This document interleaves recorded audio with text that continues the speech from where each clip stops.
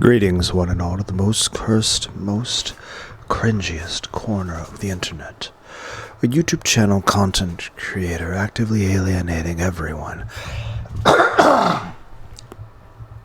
in both the analog and digital world. Welcome and good evening, you wonderful dice of all alignments. I am Lunar D8. We're reading the detective story The Tragedy of X by Ellery Queen. Writing is Barnaby Ross. We are finishing, we're halfway through Act 3. We're going to finish the story.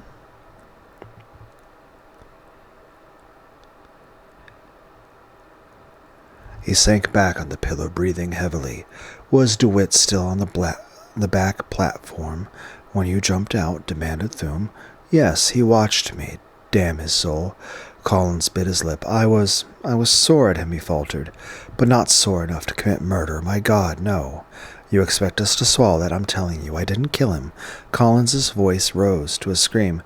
When I was on the tracks and pulling the door to, I saw him wipe his forehead with a handkerchief and put the handkerchief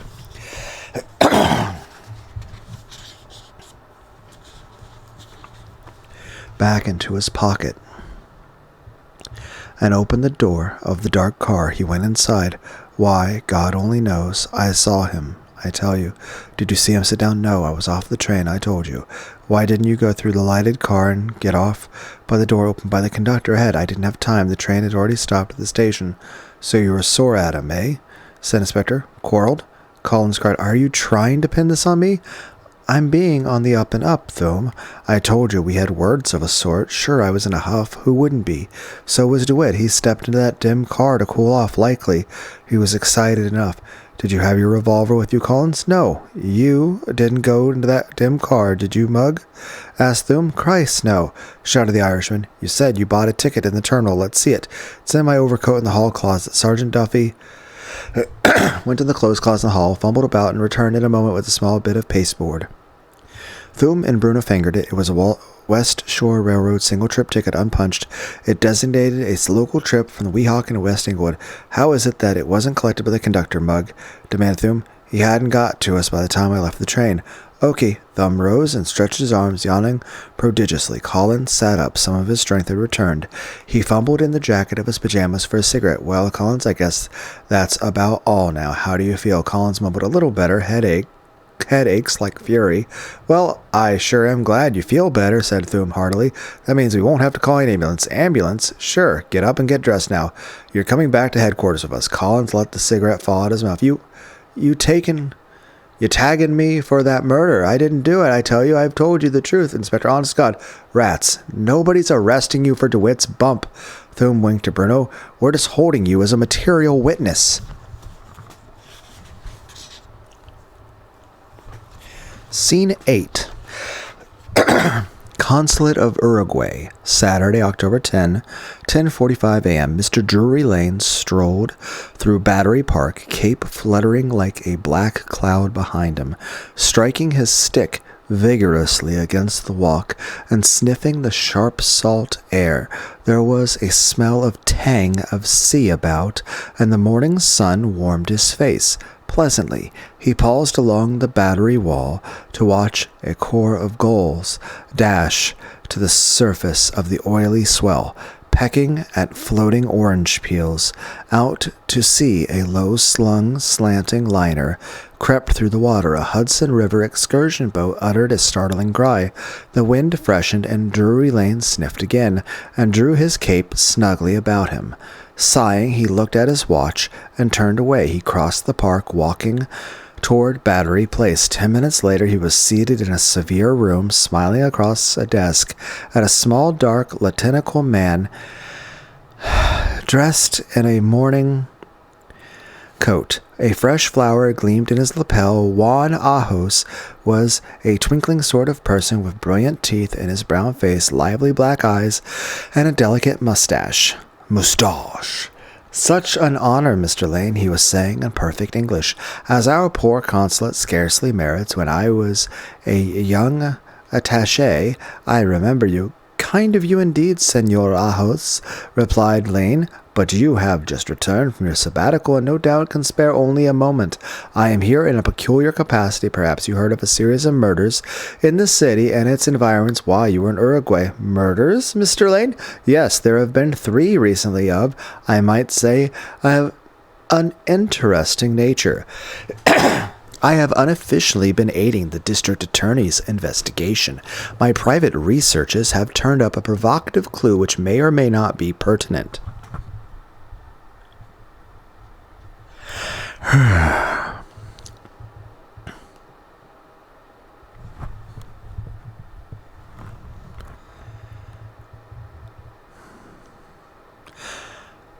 I have reason to believe that you may be able to assist me. Ahos smiled. Anything in my power, Mr. Lane. Have you ever heard the name Felipe Machincho? Uruguayan, a remarkably lucid light came into the dapper little consul's eyes. Our sins come home to us, he said lightly. So, Mr. Lane, you inquire about Machincho. See, I have met and talked with the good senor. What it is concerning him that you would like to know, how you came to meet him, and anything about him that you would consider interesting. Ajos, Ajos, Ajos, spread his hands. I shall tell you the whole story, Mr. Lane, and you shall judge for yourself whether it is pertinent to your investigations. Felipe Machincho is a representative of Uruguayan Department of Justice, a very valued and trusted man. Lane's eyebrows went up. Machincho came several months ago from our country to New York, sent by the Uruguayan police on the trail of an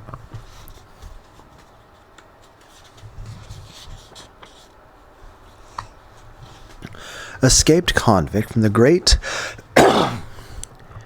Montevideo prison. The convict was a man named Martin Stopes. Mr. Drury Lane sat very quietly. Martin Stopes, you interest me more and more, Senor Ajos. And how is it that a man with the Anglican name of Stopes was incarcerated in Uruguayan prison? I myself, replied Ajos, tenderly sniffing at the flower in his lapel, am familiar with the case only as it was transmitted to me by Machincho, the agent. He brought with him the complete transcriptions of the case history and an intimate personal knowledge. Go on, sir. It seems that in 1912, a young prospector, a man of geological training and considerable technical education, Martin Stopes, was sentenced by an Uruguayan court to life imprisonment for the murder of his young wife, a native Brazilian. He was convicted on the overwhelming evidence of 3 men, his prospecting partners. They had their mine inland, a rather long journey from Montevideo through jungle. The partners testified at the trial that they had witnessed the murder and were forced to beat and bind Stopes in order to bring him to justice by boat from the interior. The body of the murdered woman they brought with them, in horrible condition from the heat of the atmosphere, and Stopes' daughter, a 2-year-old child. The weapon was also produced, a machete. Stopes gave no defense. He was temporarily deranged, dazed, and capable of speaking in his own behalf. He was duly convicted and sent to prison. The child was placed by the court in a Montevideo convent. Stopes proved to be an exemplary prisoner. He recovered slowly from his unbalanced mental state, seemed to accept his confinement with resignation, and gave no trouble to his keepers. Neither did he, again, do I say neither or neither, did he fraternize with his fellow prisoners. Lane asked quietly, did the motive for the crime come out during the trial? Curiously enough, no.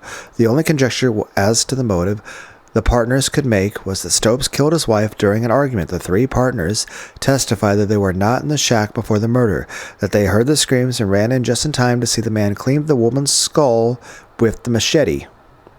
I mean, that's got to be a pretty sharp machete then. He was, it seems, a man of a passionate temper. Please continue. Ajos signed. In the 12th year of his imprisonment, Stopes confounded his jailers by executing a daring escape. The escape was of such a nature that it had obviously been planned down to the last detail over a period of many years. Would you care to hear these details? Scarcely necessary, senor. He disappeared as if the earth had swallowed him. The whole of the South American continent was scoured, but there was no trace of him. It was generally thought that he had made his way into the deep interior of the terrible jungles and perhaps perished there. So much for Martin Martin Stopes a cup of Brazilian coffee, Mr. Lane? No, thank you. Perhaps you will permit me to brew for you our delicious Uruguayan beverage, yerba. You say mate or mate? No, thank you. Is there more to Mocking Chow's story? Mocking Chow? Mocking Chu? I don't know how to say things. See. Meanwhile, the three partners, according to official records, had sold out their mine, a rich one, during the Great War. It seems that the mine produced manganese ore of a rare quality, and manganese became very precious during the war in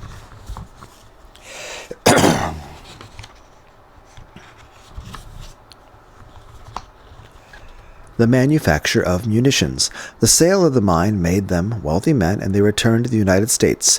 Return, Senor Ajos? Asked Lane with a peculiar inflection. Were they Americans?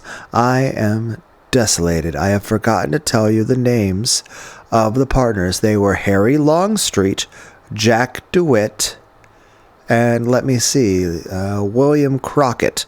One moment, sir. Lane's eyes were glittering. Do you know that two of the men murdered here recently were the partners of the firm DeWitt and Longstreet? Ajo's black eyes popped. Dios! He cried. That is news indeed. Then their premonitions were... What do you mean? Asked Lane swiftly. The consul spread his hands. In July of this year, the Uruguayan police received an unsigned letter postmarked New York, in which was later admitted by DeWitt to have been sent by himself. This letter stated that the escaped convict Stopes was in New York and suggested the Uruguay investigate. Naturally, although the government had changed hands, immediate action was taken after the reference to the old files, and Mocking Chow was assigned to the case, working with me, and since he suspected that only one of the old partners would have cause to send such information to Uruguay, Mocking Chow looked them up and discovered that Longstreet and DeWitt actually lived in the city, in fact, in eminent positions. He had endeavored to trace William Crockett, the third partner of the old mining enterprise, but without success. Crockett had dropped out of the triumvirate when the three men returned to North America, either because of a quarrel or because he wanted freedom to spend his riches. I really do not know which. Perhaps neither is correct. Of course, this is all conjecture. So Mocking Chow approached DeWitt, and Longstreet prompted Lane gently. Exactly. He approached DeWitt, disclosed his information, and produced a letter, and after some hesitation, DeWitt confessed that he was its author. He invited Mocking Chow to live at his home while in the country, and to use it as a sort of headquarters from which to operate. Mocking Chow naturally sought first of all to discover how DeWitt knew that Stopes was in New York. DeWitt showed the agent a letter signed by Stopes, threatening DeWitt's life. One moment, Drury Lane took out his long wallet and extracted the letter which he had found in DeWitt's library safe. He added, is that the letter? The consul nodded emphatically. Yes. When Mocking Chow showed it to me, the subsequent report, and then returned it to DeWitt after making a photographic copy. DeWitt, Longstreet, and our operative have many conferences in West Englewood. Mocking Chow, of course, had intended to secure the cooperation of the American police at once, for he was virtually helpless alone. But both partners urged him to keep the story from the police, pleading that it would reach newspapers. The old story of their humble beginnings and the sordid murder trial would come out. The usual sort of thing. Mocking Chow did not know what to do, consulted me, and we decided, because of their position, to acquiesce to their plea. Both men, they said, had received similar letters sporadically over a period of some 5 years, all from New York. They had torn up the letters, but DeWitt grew very apprehensive over the last, which was more threatening than the others, and had preserved it. To make a long... So I wonder if the one dude is Crockett. You know, the second person that got murdered? I wonder if that's William Crockett. I had to scan the other page. I was pretty sure it was William, but I wanted to double check. But I'm pretty sure that was the John Wood dude.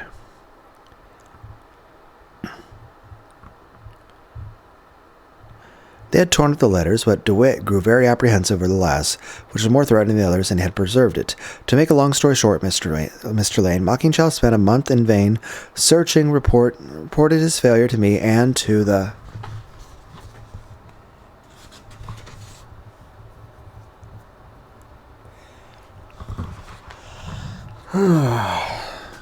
Did the three men in question kill the man's wife and then frame him for his own? Also, is Jean DeWitt Or the younger DeWitt woman, not even DeWitt's actual daughter? Is she actually the child of Stopes? Partners washed his hands of the entire affair and returned to Uruguay. Lane was thoughtful. And you say that no trace of this man, Crockett, was ever found. Mockingchild learned from DeWitt that Crockett had parted the company with them after leaving Uruguay without giving an explanation. They heard from him periodically, they said, chiefly from Canada, although both maintained that they had not been in communication for 6 years. Of course, remember Lane, we have only the word of the two dead men for this information. Mr. Ahos, do the records contain any mention of the fate of Stopes' infant daughter? Ahos shook his head. To a certain point only, it is known that she left or was taken away, from which is not clear the Montevideo convent at the age of 6. Nothing has ever been heard about her since. Mr. Drury Lane sighed, rose, and towered above the little console by his desk. You have done yeoman service to the cause of justice today, Senor.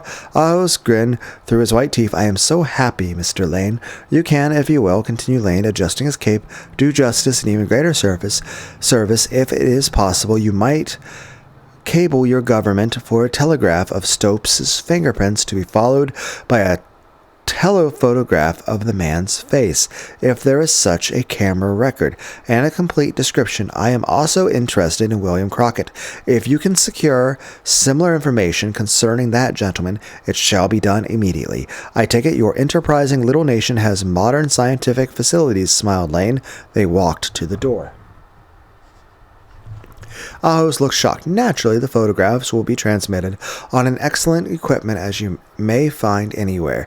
That, said Mr. Drury Lane, bowing, will be most satisfactory. He emerged into the street and headed toward the Battery.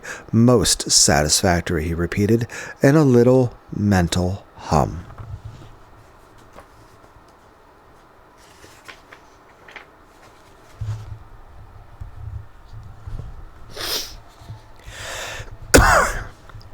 Scene 9.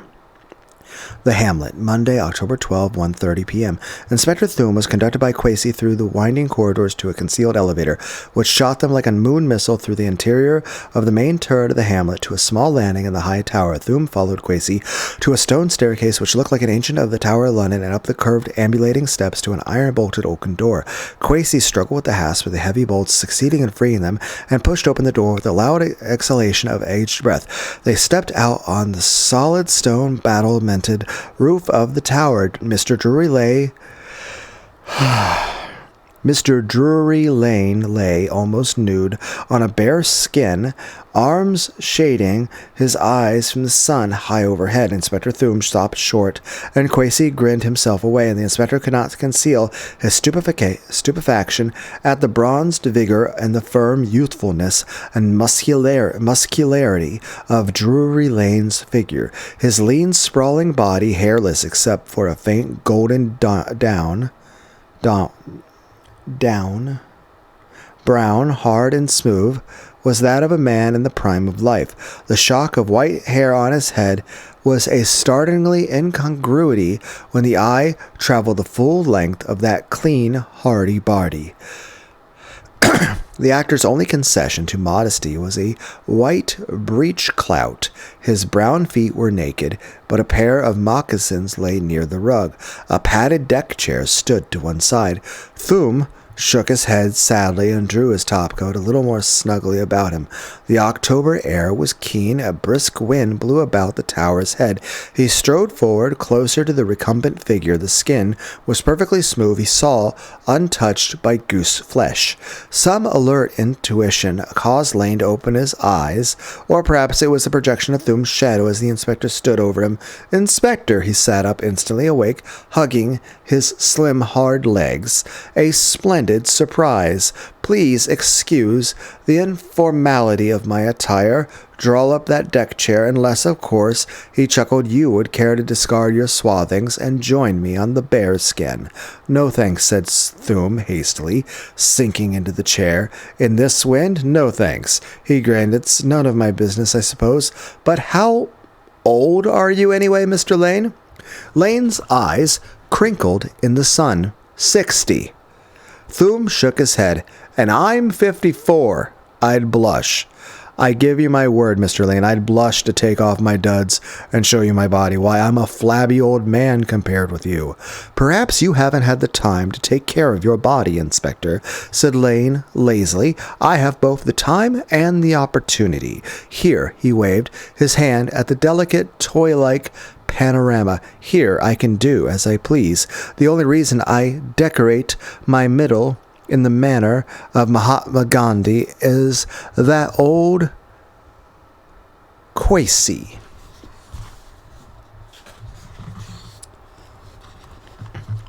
is something of a prude, and would be inexpressibly shocked if I did not conceal the, more personal elements of my nakedness. Poor Quasi, for 20 years I have been trying to persuade him to join me in these solar orgies.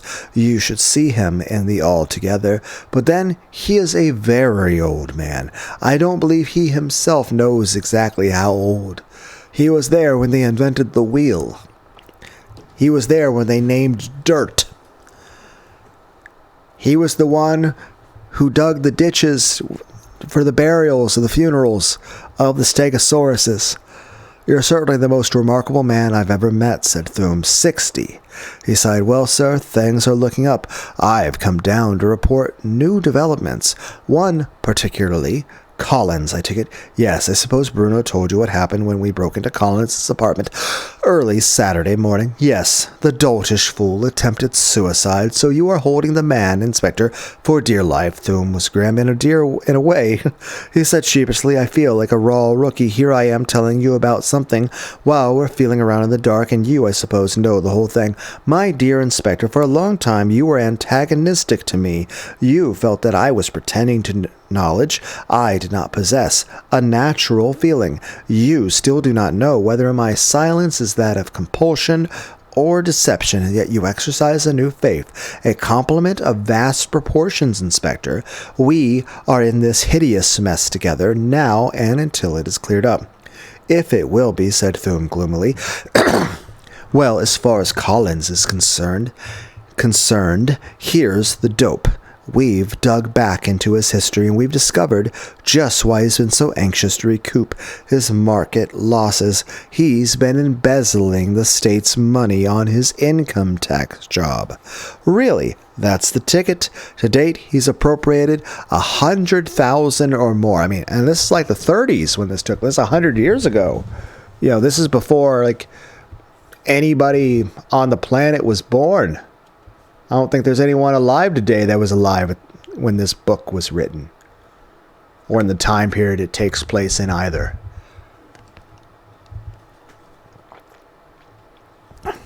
Also, as far back as that is, in inflation, you might as well say it's like $12 billion. Everyone's like, you're being ludicrous, Dinner. I know. But, you guys get the joke. There's no... or more. There's no telling exactly how much. That's no chicken feed, Mr. Lane. It seems he's been borrowing the state's money to play the market. Well, he lost. Got in deeper and deeper and took a last 50 grand at the type of Longstreet.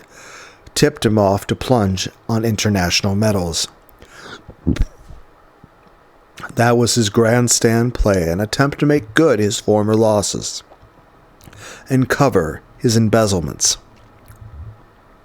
It seems that there's been a hint of what was going on, and an investigation undercover started to check over the bookkeeping of the Bureau. Collins forestalled direct investigation, Inspector. How was he able to do this? Thum pressed his lips together. Pie for him. He's been falsifying the records, staving off discovery for months. Then, too, he swings a lot of cheap, grafting political influence, but his back was up against the wall. He couldn't stall any longer. A remarkable sidelight into human character, murmured Lane. This man, caloric, strong-willed, of passionate temperament, his life probably a succession of juggernaut impulses, his career probably strewn with the political corpses of his enemies. This man, begging on his knees, as Bruno told me, a broken man, man, Inspector, completely devastatingly demoralized. He is already atoning to society for his crime. Thum did not seem impressed. Maybe, anyway, we have a pretty strong case against him, circumstantial again, but what the hell? Motive equally strong against both Longstreet and DeWitt, and revenge what he thought was a double cross by Longstreet. He kills Longstreet when desperate, faced with ruin, he had nothing left to lose. He hears DeWitt's refusal to cover up Longstreet's bum steer. He kills DeWitt. As far as circumstances are concerned, they favor Collins as the criminal in the murder of both partners and don't contradict the possibility of his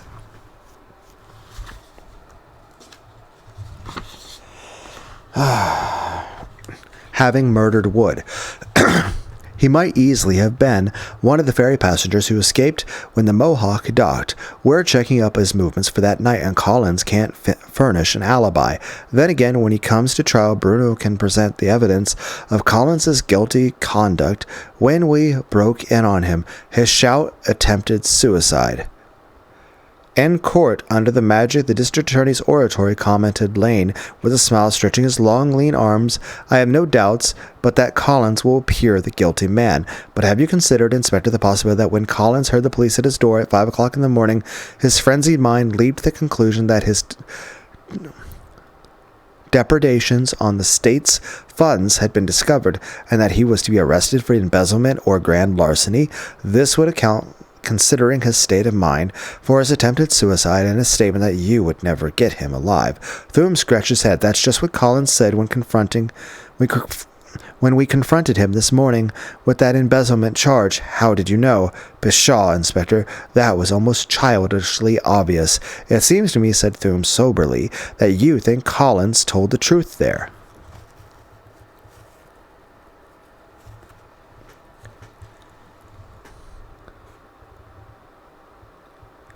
You don't believe he's our man, eh? As a matter of fact, Bruno sent me confidentially to ask your opinion. You see, we want to indict him on the murder charge, but Bruno's had his fingers burnt once, and he doesn't care to go through that experience again. Inspector Thum, said Drury Lane, rising to his bare feet and expanding his brown chest.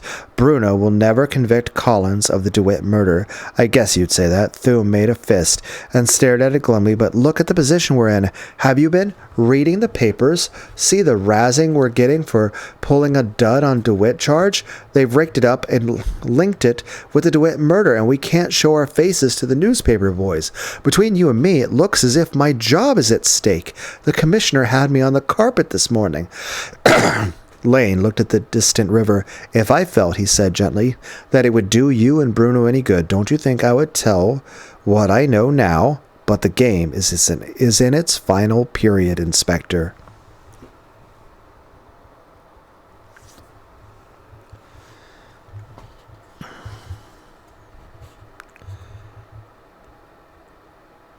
We're very near the whistle. As for your job, I scarcely think the commissioner will demote you when you deliver the fettered murderer to him. When I, yes, Inspector. Lane leaned his bare body against the rough stone of the parapet. Now tell me what else is new. Thum did not reply at once. When he spoke, it was almost diffidently. I don't mean to push you, Mr. Lane, but for the third time since I know you've made a positive statement about these crimes. How are you so sure that Collins can't be convicted? That, said Lane mildly, is a long story, Inspector. On the other hand, we have reached the point where it is high time for me to prove as well as pose. I think I shall be able to prick your case against Collins this very afternoon. Thum grinned. Now you're talking, Mr. Lane. I feel better already. Developments plenty. Doc Schilling has had his precious autopsy on DeWitt and extracted the bullet. It's from a .38, as he opined from the first. Point number 2 is a sort of disappointing. Cole, the DA of Bergen County, hasn't been able to trace the passengers who got off the train before the discovery of the body, and neither of his men nor ours have been able to locate the revolver anywhere near along the tracks or the roadbed, of course.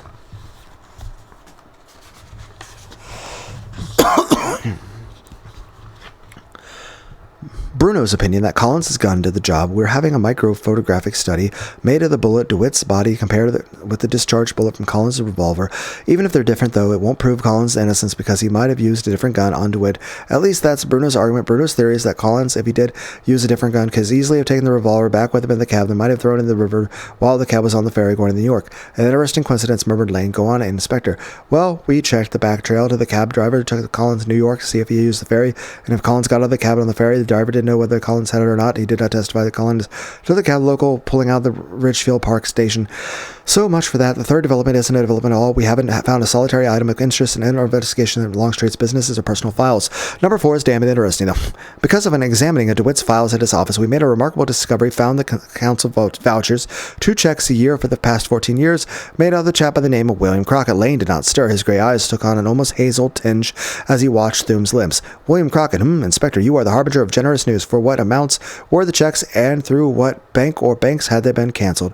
Well, not one of them has been for less than $15,000. Although the amounts varied, they were all cashed in the same bank, the Colonial Trust of Montreal, Canada.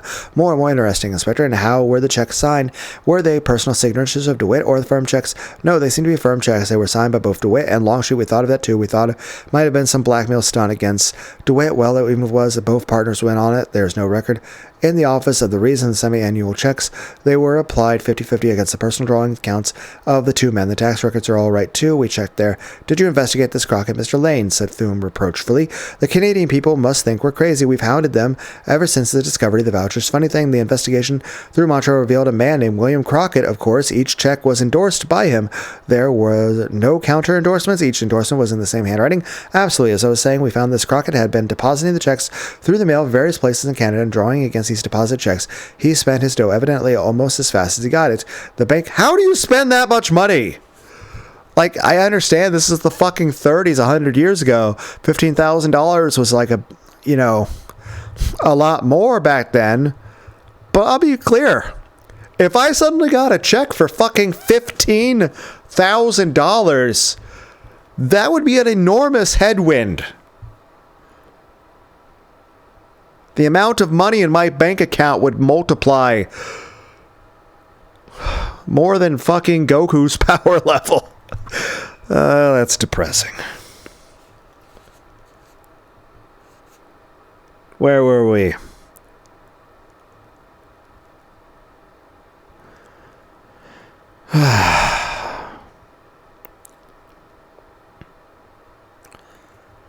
The bank could give no description of Crockett, and no clue to his present whereabouts except that statements and vouchers were requested to be mailed to a general post office box in Montreal.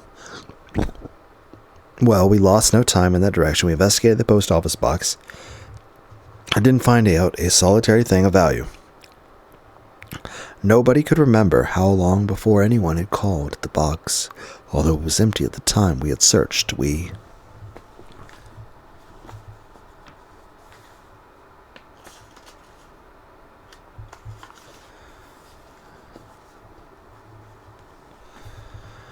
swung back on the trail at the DeWitt and Longstreet office and found that the checks themselves had all originally been mailed to the same general post office address.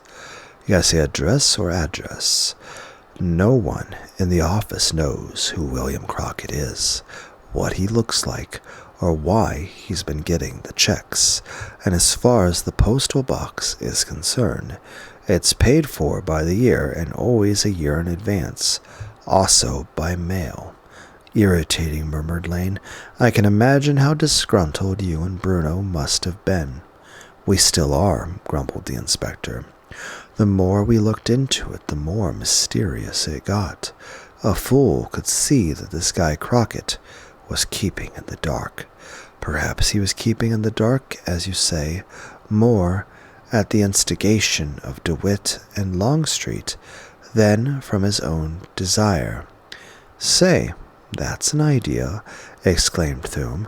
Never thought of that. Anyway, it's a toss-up.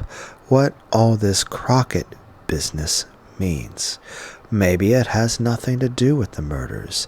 That's what Bruno thinks, and he certainly has plenty of precedent on which to base his opinion.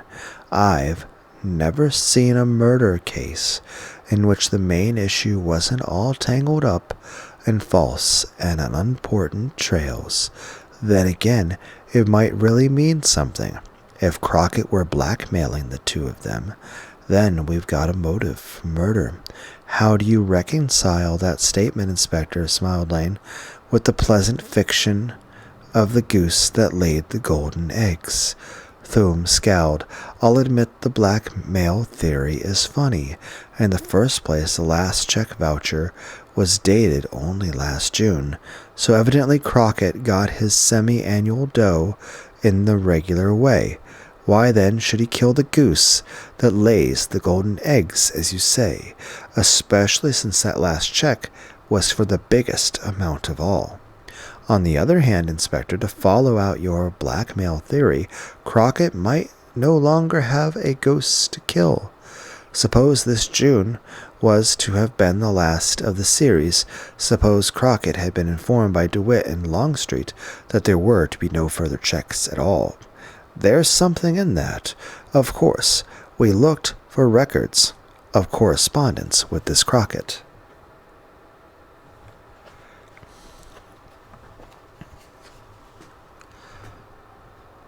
But there just weren't any. That doesn't prove anything, because naturally they could have got in touch with him without leaving a trace. Lane shook his head lightly. Somehow I cannot subscribe to the theory of blackmail purely on the facts you present, Inspector. Why should the amounts vary so? Blackmail would generally take the form of standardized amounts. Thum muttered, and that makes sense, too. As a matter of fact, the June check was for $17,864. How's that for a round figure? Lane smiled. He cast a last longing look at the tiny thread of the Hudson River that twinkled through the tops of the trees below, breathed hugely, and slipped his feet into the moccasins. Come along downstairs, Inspector. We have reached the point where I must crown my thoughts with acts. Therefore, be it thought and done. They moved towards the tower stairs. Thum grinned at the naked flesh of his host's chest. By God, he said, you've got even me going, Mr. Lane. Never thought I'd cotton to quotations like that. This Shakespeare lad had horse sense, didn't he? I'll bet that mouthful was from Hamlet. Before me, Inspector, they stepped into the half-light of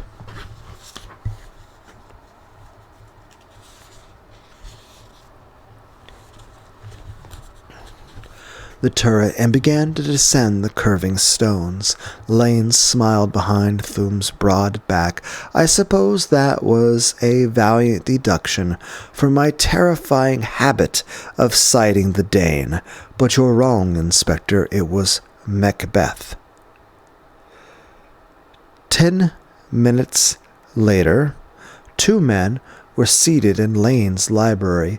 Lane, a gray dressing gown thrown over his bare body, was consulting a large map of New Jersey, while Inspector Thum looked on in utter obfuscation. The roly-poly roast beef and pudding figure of Lane's butler, the euphemistically nicknamed Falstaff, was disappearing through an archway rimmed with books. After several moments of unswerving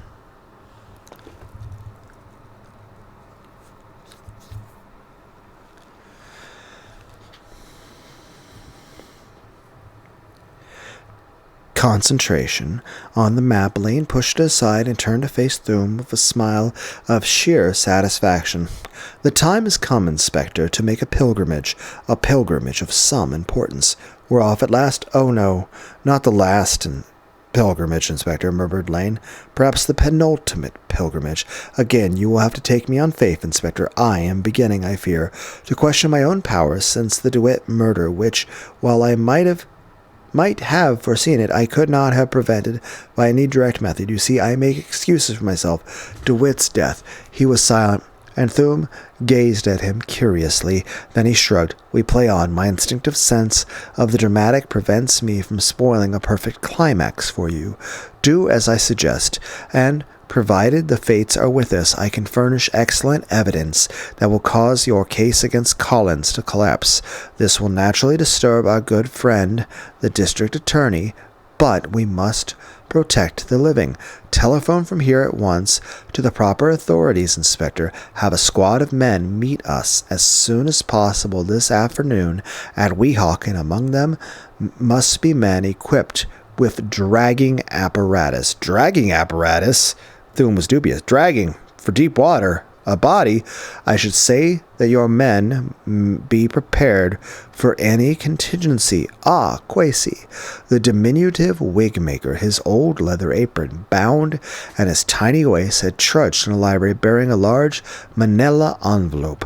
Under his disapproving gaze, he saw Lane's nudity beneath the dressing gown. Lane took the envelope with eager fingers. It bore a consular imprint. A message through Uruguay, he said gaily to Thum, who looked blank. He tore open the envelope, extracting several stiffly backed photographic prints and a long letter. He read the letter and threw it on the desk. Thum could not disguise his curiosity. Is that a photo of a set of fingerprints? Or am I seeing things? Mr. Lane? These, Inspector, replied Lane, waving the photographs in the air, are telephotographs of the fingerprints of a most interesting gentleman named Martin Stopes.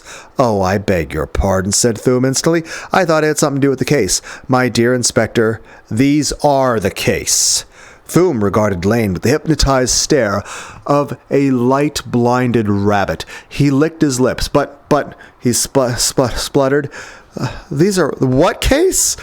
These murders we're investigating. My God, Mr. Lane, who in the name of glory is Martin Stopes? Lane did the impulsive thing. He circled Thum's thick shoulders with one arm.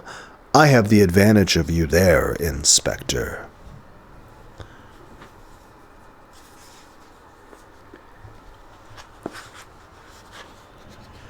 I shouldn't have laughed.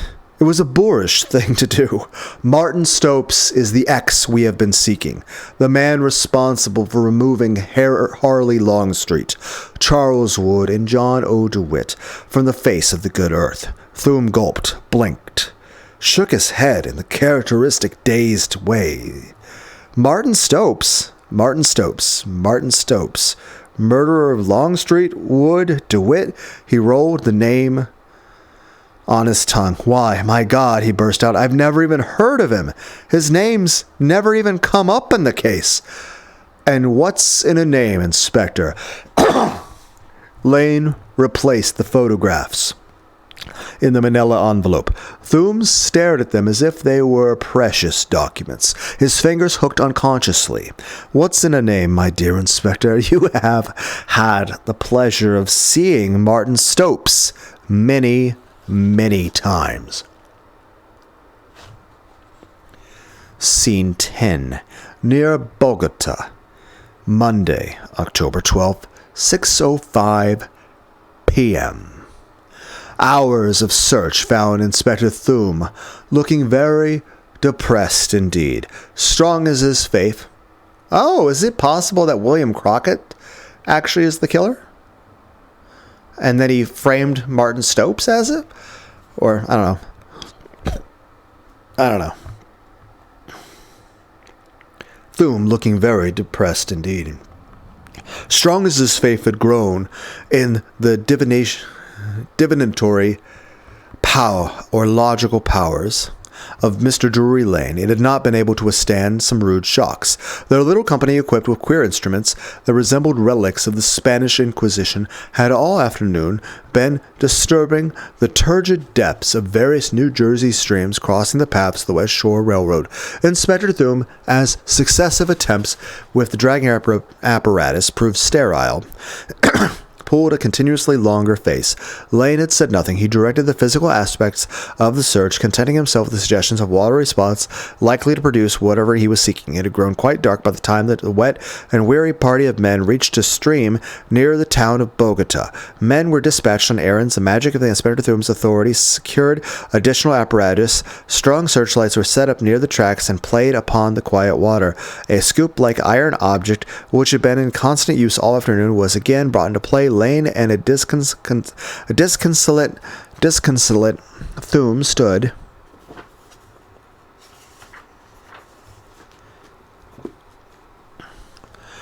side by side, watching the mechanical movements of the workmen. Like looking for a needle in a haystack, grumbled the inspector. Absolutely not a chance of finding it, Mr. Lane. As if Thume's pessimistic statement had aroused the pity of the gods of chance, there came at this moment a shout.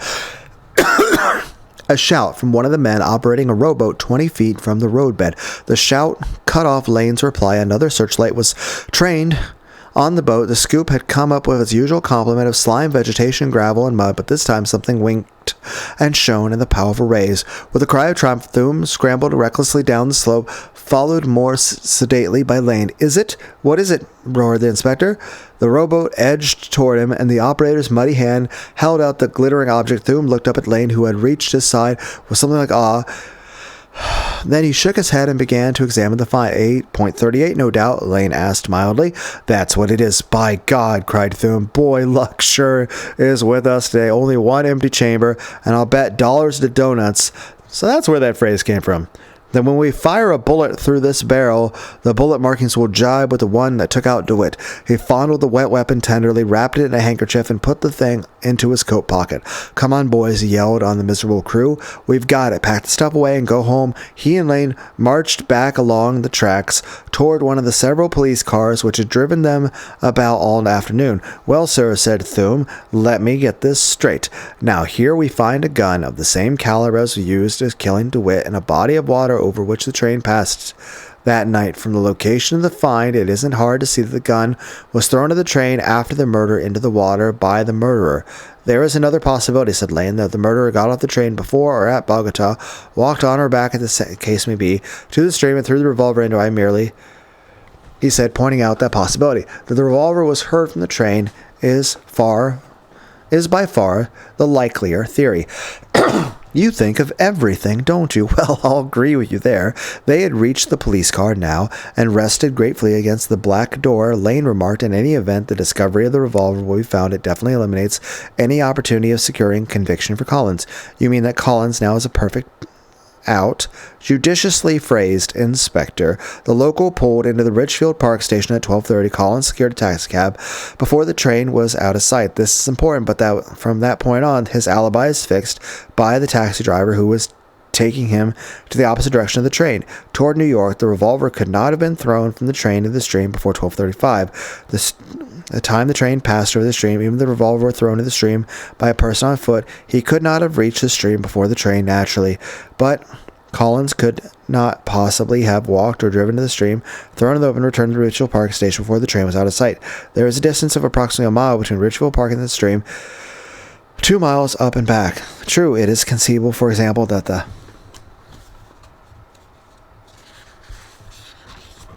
revolver was hurled in the stream long after the murder period. That Collins might have come back hours later and done this would not be impossible under ordinary circumstances, but the circumstances are extraordinary, for the cab took Collins directly to his New York apartment, and his movements were covered from that moment. Ergo, exit Mr. Collins. Thume's voice rose triumphantly. "I knew you'd overlook something, Mr. Lane. You're dead to rights in that argument. Collins himself couldn't have thrown the gat into the stream.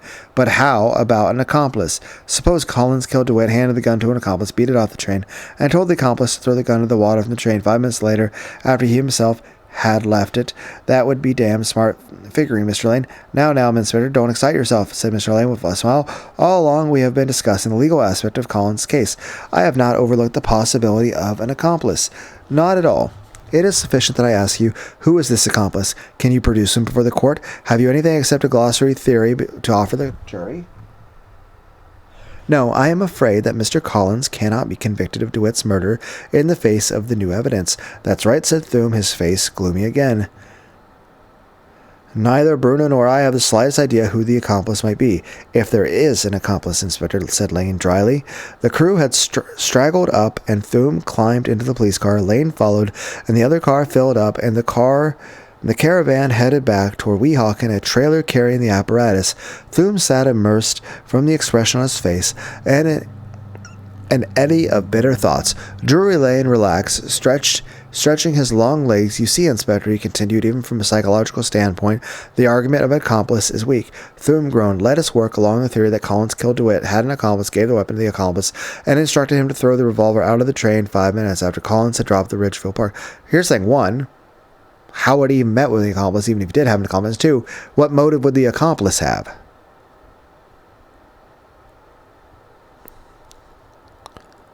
And instructed him to throw the revolver out of the train 5 minutes after Collins had dropped off Ridgefield Park. So far, so good, but the hypothesis is based solely on the presumption that Collins is building for himself an airtight alibi. In other words, the revolver is to be found along the route of the 0.5 minutes. And here's the thing, how difficult was it for us to find the revolver?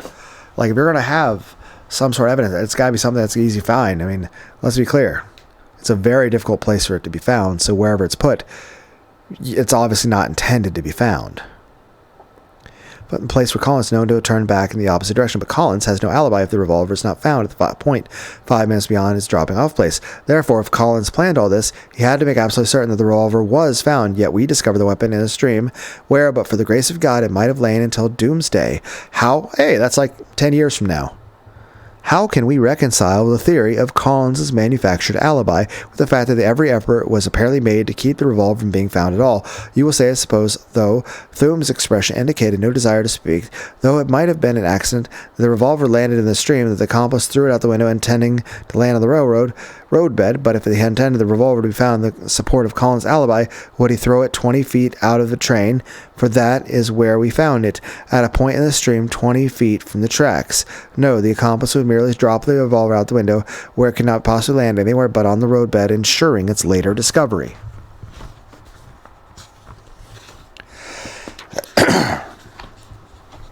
In other words, muttered Thum, you've proved clearly that the gun wasn't meant to be found.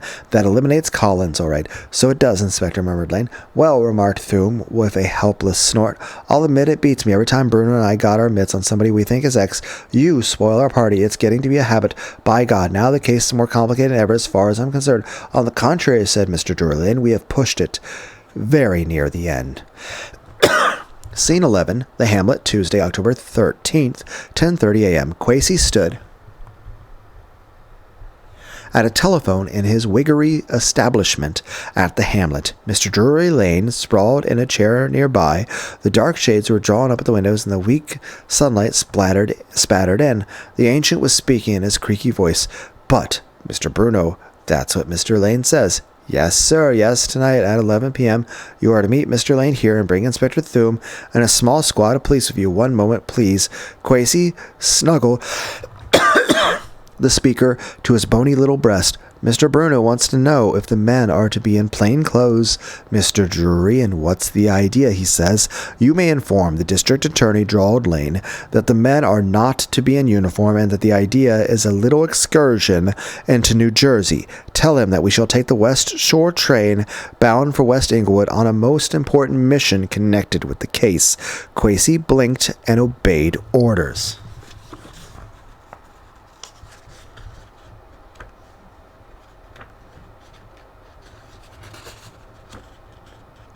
I'll eventually get this page turned.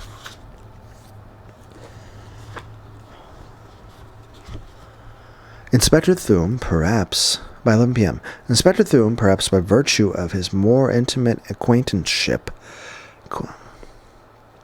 was the only member of the police party which gathered that night in the library of the Hamlet to appear completely at ease. Mr. Drury Lane was not in evidence. The district of Bruno sank into the old chair with the irritable exclamation. That fat little body of Falstaff bowed and scraped itself into Bruno's consciousness. Well, Mr. Lane's regrets, sir. Will you wait a few moments, he says.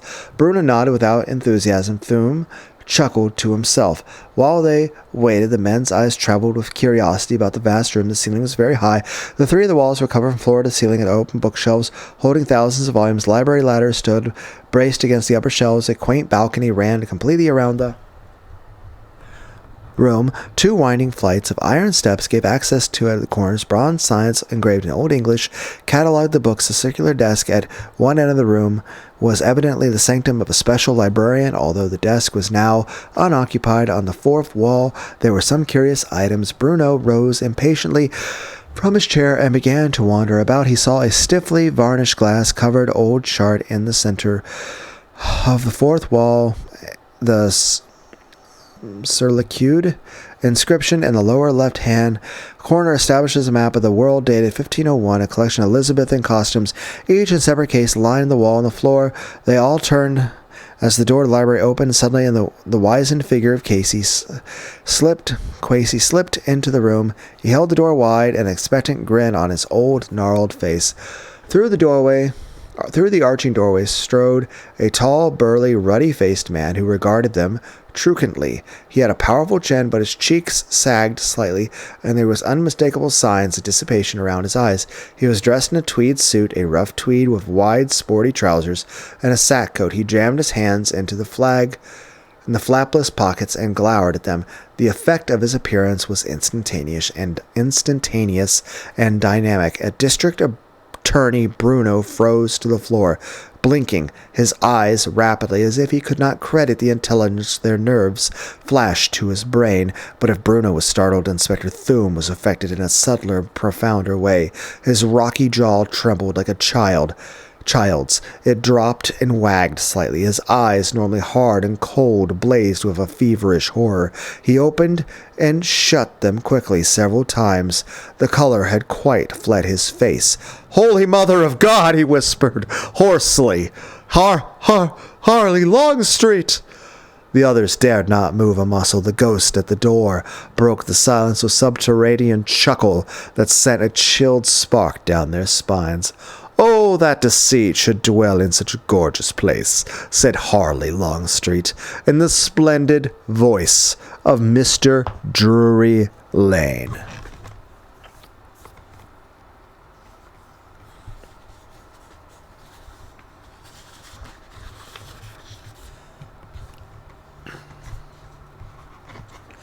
Scene 12. The Weehawken Newburgh local, Wednesday, October 14th, 12:18 a.m. An odd journey. History. The unimaginative Jade repeated herself. The same locale, the same black night, the same time, the same clack and the clatter of iron wheels. 18 minutes past midnight found the police party, which Mr. Drury Lane had mustered, seated in one of the rear cars, the Weehawken Newburgh local train.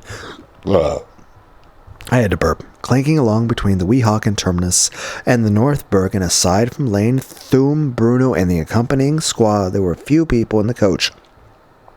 Lane sat swathed in a bundling topcoat, a wide-brimmed hat pulled over his face so that his features were concealed.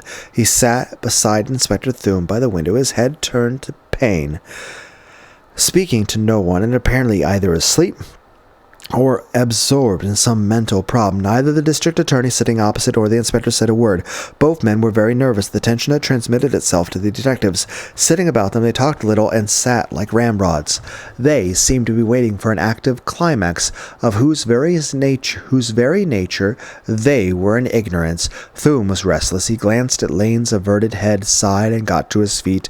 He tramped heavily out of the car. Almost at once, he returned with an excitement-flushed face. He sat down and leaned forward, whispered, "Bruno, something's queer. Just spotted a here in Imperiale in the forward car. Think I ought to tell Lane?" Bruno searched the muffled head of Lane. He shrugged. "I guess we'd better let him handle everything. He seems to know what he's doing." The train shuddered to a stop. Bruno looked out of the window. They had arrived, he saw, at the North Bergen station. Thum consulted his watch. The time was exactly 12:20 in the misty light of the station. A few passengers could be discerned getting on the train. Lanterns swung, the doors banged shut, the train trundled on again. A few moments later, the conductor appeared at the forward end of the coach and began to collect the punch tickets. When he reached the police party, he grinned in recognition. Thum nodded sourly and paid for the fare of the party in cash. The conductor took from his outside breast pocket a number of standard cash fare duplex tickets, placed them nearly together, punched them at two places, ripping the tickets in half, handed Thum one set, depositing the duplicate in a set in another pocket. Mr. Drury Lane sat somnolent, or the thoughtful, chose this instant to spring startlingly to life. He rose, whipped off the concealing hat and coat, turned squarely about to face the conductor. The man stared blankly. Lane plunged his hand into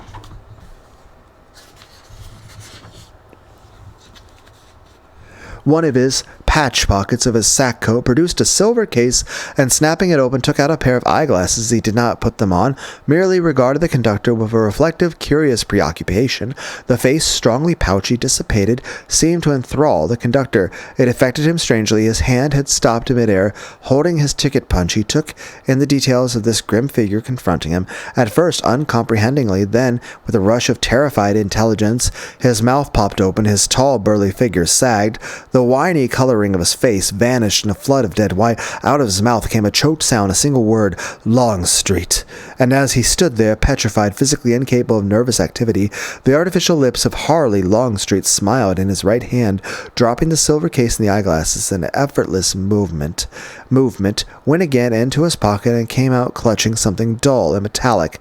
A pounce forward, a tiny click, and the conductor tore his eyes away from that smiling face to look down stupidly, dazed, at the pair of handcuffs on his wrists, whereupon Mr. Drury Lane smiled again, this time down to the bleak, unbelieving faces of Inspector Thum and District Attorney Bruno, who had watched the brief tableau in an unbreathing silence, powerless to move. Fine lines appeared on the foreheads of both men.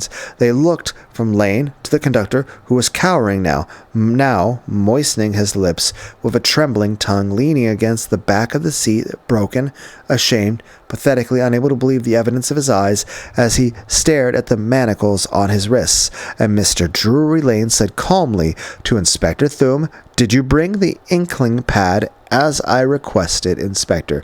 And Thum, without a word, took a tin-covered inkling pad from his pocket and a tablet of white paper. "Please take this man's fingerprints, Inspector." And Thum struggled to his feet, still unbelievingly. He complied. Lane stood by the side of the stricken conductor, who, like him, leaned against a seat, and while Thum grasped the man's nerveless hand and proceeded to press it on the pad, Lane picked up from his seat and discarded topcoat, searched one of the pockets, and brought forth the manila envelope he had received on Monday. As Thum applied the conductor's slack fingers to the paper, Lane took from the envelope the Uruguayan telephotographic prints and studied them with Jekyll. "Finished, Inspector?" Thum handed Lane the wet impression of the conductor's fingerprints. Lane held the paper side by side with the photographic prints, cocking his head critically. I feel like it would take hours to compare prints properly, right? Critically at the whorls. "Bollywhirl!" Then he returned the wet impression of the inspector together with the photograph. "What would you say, Inspector? You've compared thousands of these, no doubt." Thum, when did we first start collecting fingerprints? Thum scanned them carefully. "They look the same to me," he muttered. "Identical, of course." Bruno faltered to his feet. "Mr. Lane, who? What?" Lane grasped the arm of the manacled man in a not unfriendly manner. "Mr. Bruno, Inspector Thum, allow me to introduce you, one of God's most unfortunate children, Mr. Martin Stopes." But alias, continued Lane, Conductor Edward Thompson of the West Shore Railroad, but alias, an unknown gentleman of the ferry boat. But I don't see alias, concluded Lane in an amiable way, Conductor Charles Wood. "Charles Wood?" spluttered Thum and Bruno together. They turned to stare at the cowering figure of their prisoner. Bruno whispered, "But Charles Wood is dead." "Dead to you, Mr. Bruno, and dead to you, Inspector Thum. But to me," said Mr. Drury Lane, "very much alive." Behind the scenes, the explanation. The Hamlet, Wednesday, October 14th, 4 p.m. Okay, let me check the date on the previous chapter. Okay, so it's same day, but this is like right after midnight, 12:18 a.m. So basically, it's technically the same day that what just happened. But what happened was like slightly after midnight. Now we're like in the afternoon of the same day. So we are like, 14 hours later? Bah! And as it was in the beginning, there was the Hudson River far below, and a white sail and a waddling steamboat. And as it had done 5 weeks before, the automobile wound up the road, rising steadily with its burden of Inspector Thum and District Attorney Bruno toward the fragile beauty of the hamlet set in its forest of russet-like, delicately colored castle out of a fairy tale. 5 weeks. Far above the cloud-framed turrets,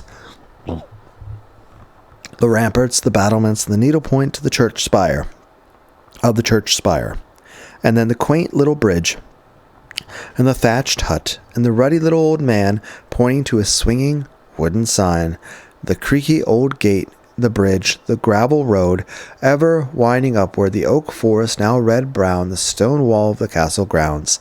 They crossed the drawbridge and were met at the oak portals by Falstaff.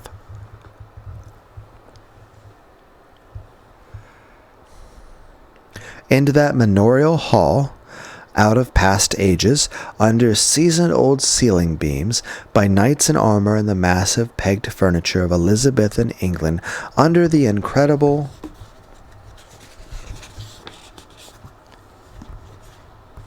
masks and the gargantuan candelabra, and there was the bald, bewhiskered little Quasi, in the pleasant warmth of Mr. Drury Lane's private apartments, toes toasting at the fire. The two men relaxed. Lane was in a velveteen jacket, and he looked very handsome. I don't remember what velveteen is. And he looked very handsome and youthful in the reflection of the flinging flames. Quasi squeaked gibberish into a little microphonic instrument in the wall, and soon Falstaff appeared in the rosy flesh, beaming over a tray full of glasses filled with some aromatic concoction of liquors, and there were canapes that disappeared under the shameless forays of Inspector Thum. I suppose, remarked Mr. Drury Lane, when they sat replete and comfortable before the fire, and Falstaff had returned to his culinary caverns, I suppose you gentlemen seek the explanation of the verbal acrobatics in which I have, I fear, inconsiderately been indulging during the past weeks. It can't be another murder so soon. Bruno murmured, hardly, although you may be sure, from what I've seen in the past 36 hours, that I shouldn't hesitate to consult you about one if there were to consult you about. A little involved, but you get my point, Mr. Lane. Both the inspector and I are eternally grateful for, I'll be damned if I know how to express it. To put it another way, said Thum, with a grumpy smile, you've saved our jobs. Fudge, foam, and fiddlesticks. Lane dismissed the subject with a gentle wave of his hand. The papers have informed me that Stopes has confessed. Somewhere, somehow, one of them got wind of my part in the affair, and I have been besieged all day by utterly implacable reporters. Has anything interesting came out of Stopes's confession? Interesting to us, said Bruno, but I suppose, although I'll be hanged if I know how, I suppose you know the substance of his confession. On the contrary, Lane smiled, there are a number of items in connection with Mr. Martin Stopes on which I am completely at sea. Both men shook their heads. Lane did not explain. He urged Bruno to relate the story told by the prisoner when Bruno began from the beginning. The obscure, enthusiastic young geologist in Uruguay in 1912, Lane did not comment. He seemed curious about certain details, however, and by adroit questioning, elicited information which his conversation with Juan Ajos, the Uruguayan consul, had not brought out. He learned that it had been Martin Stopes himself who in 1912 had discovered the manganese mine, while he and his partner Crockett were prospecting in the wild interior. Because the two men were penniless and needed capital to work the mine, they had taken in as additional partners on smaller percentages two other prospectors, Longstreet and DeWitt. Introduced to young Stopes by Crockett, Stopes in his confession made it painfully clear that the crime he had been accused of, subsequently the murder of his wife by machete, was committed by Crockett. Crockett had attacked Stopes' wife one night in a drunken lust. While Stopes was at a nearby mine, and when she resisted, he had killed her. Longstreet, the ringleader, had seized the opportunity and concocted the plan whereby the three were to accuse Stopes of the murder, and since no one knew that the mine legally belonged to Stopes, they took over the mine themselves. It had been unregistered. Crockett was pliable at this time. He was shaken by this crime and accepted the plan eagerly. DeWitt, Stopes said, was a man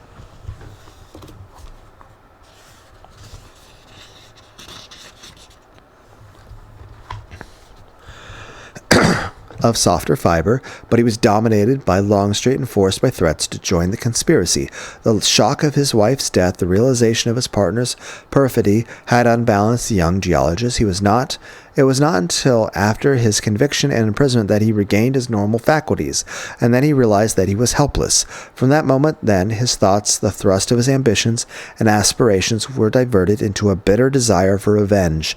He had been willing, he confessed, to spend the rest of his life in executing an escape and killing the three scoundrels. By the time of his escape, he had aged considerably. The rigors of close confinement had taken toll on his features. Although his body was as strong as ever, he felt reasonably certain that when the time for vengeance came, he would not be recognized by his intended victims. These things, however, concluded Bruno, aren't nearly so important to us now, Mr. Lane, as the, to me at least, almost supernatural way in which you solved the case. Just how in the world did you arrive at such an uncanny solution? Supernatural? Lane shook his head. I do not believe in miracles, and certainly I have never performed any. What success I was able to achieve in these fascinating investigations was the direct issue, in a manner of speaking, of a straight thinking out of observation.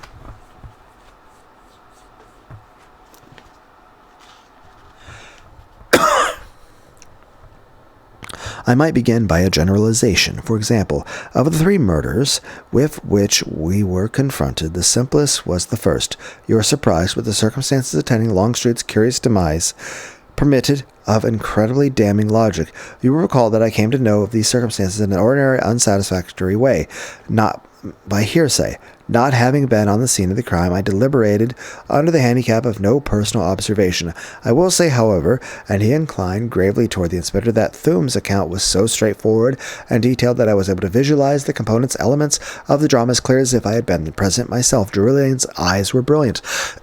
In the streetcar murder, one inference is indisputable. It stood out at once.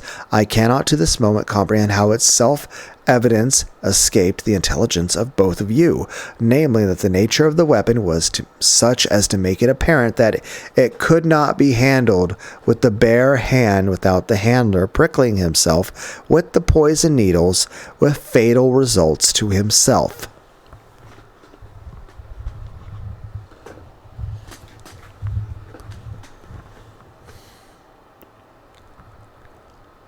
You, Inspector, were zealously careful to keep from picking up the needled cork, so much so that you used a pair of pincers and later sealed the cork in a glass bottle.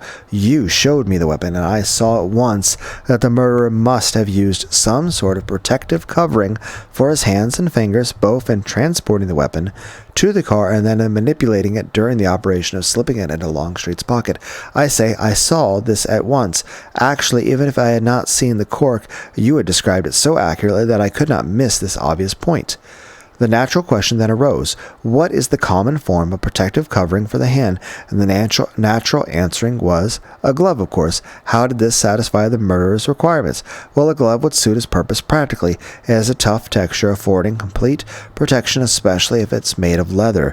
And being an accepted article of clothing, it is more inconspicuous than a hand covering of an unusual nature. In a well-planned crime, we have no reason to believe that a murderer would manufacture a strange protective covering when an ordinary glove would fulfill its needs even better, and what is more to the point, would, if seen or found, remain relatively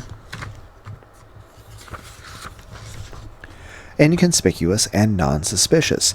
The only article which might serve as a glove and yet not be manufactured or suspicious, would be a handkerchief. But a handkerchief wrapped around a hand would be clumsy, conspicuous, and, more important, would not afford certain protection against the poison needles. It also occurred to me that the murderer might have employed the same method as did Inspector Thum, that is, manipulated the needle cork with pincers, but a little thought convinced me that such a method, while it would have kept the murderer's own skin from the poison pricks, would on the other hand have entailed a delicacy of manipulation too uncertain in the light of circumstances, a jammed streetcar, very little freedom of manual movement, and what was necessarily a strictly limited period of time in which to work. I felt certain that when the murderer slipped the needle cork into Longstreet's pocket, he must have worn a glove. Thum and Bruno looked at each other. Lane closed his eyes and proceeded in a low, unaccented tone.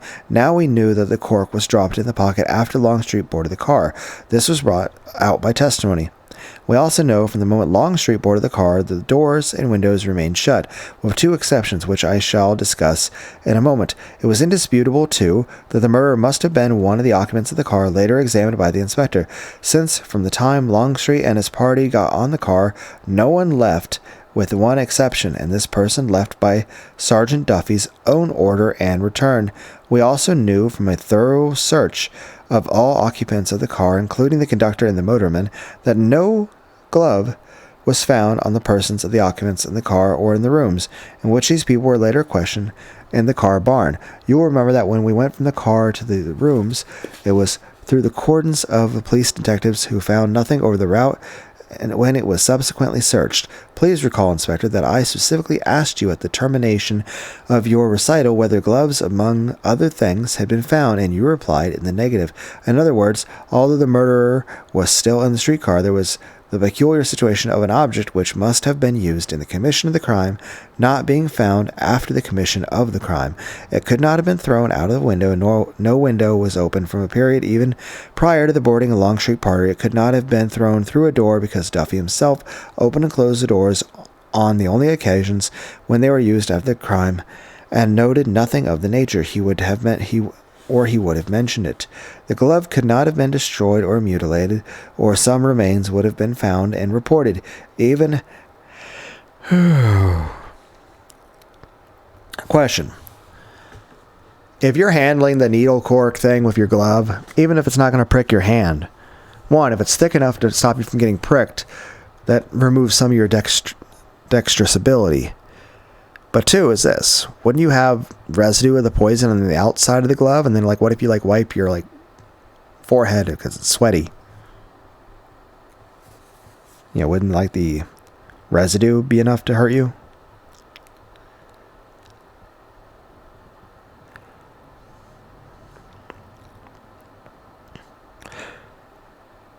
Even had it been passed to an accomplice or secretly to an innocent person, it would have been found, since the accomplice could have disposed of it no better than the murderer, or it would have been discovered on the innocent party's person during the search later.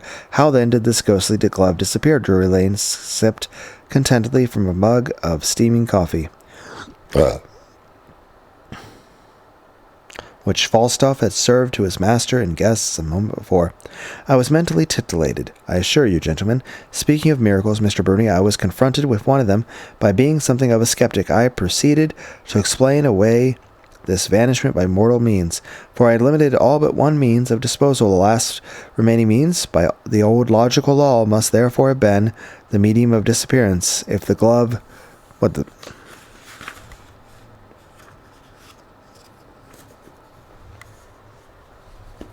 could not have been thrown out of the car, and yet it left the car, it could have left only on the person of someone who himself left the car. But only one person left the car, and that was the conductor, Charles Wood, sent by Sergeant Duffy to summon Officer Morrow and notify headquarters of the tragedy. When Officer Settenfield, who had run up from the 9th Avenue traffic post, was admitted, he was led by Duffy, and he did not leave the car. Neither did Officer Morrow when he finally arrived at the conductor Wood's behest. In other words, while the two personalities, both policemen, boarded the car after the murder, no one but Charles Wood left the car after the murder. Then he returned was, of course, irrelevant to the progress of the argument, so that I was forced to conclude improbable, wild, hectic as it seems, Charles Wood, conductor of the streetcar, had taken the glove from the scene of the crime and disposed of it somewhere. It struck me at first as strange, naturally, but the argument was so rigorous and uncompromising that I was forced to accept the conclusion. Perfectly wonderful, said District Attorney. Lane chuckled and went on. Charles Wood, then having taken the glove from the car and disposed of it, was either the murderer himself or an accomplice of the murderer, from whom, in the crush of the crowd, he had received the glove for disposal. You will recall that at the conclusion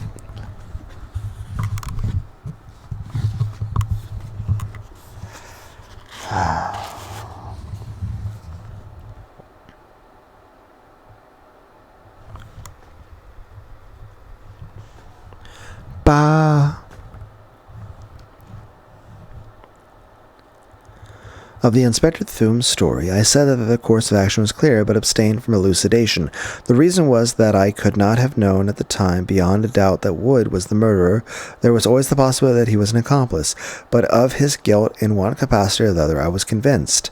Since had the glove been slipped into the pocket of the murderer without Wood's knowledge, that is, if Woods were innocent of deliberate complicity, the glove would have been found on him when he was searched, or found by Wood himself and reported to the police. In other words, since the glove was not reported by him or found on his person, he must have deliberately disposed of it when he found out of the car, summoning Officer Morrow. This is guilt, either if he was disposing it for himself or for someone else. Pretty as a picture, muttered Thume. There was a psychological checkup.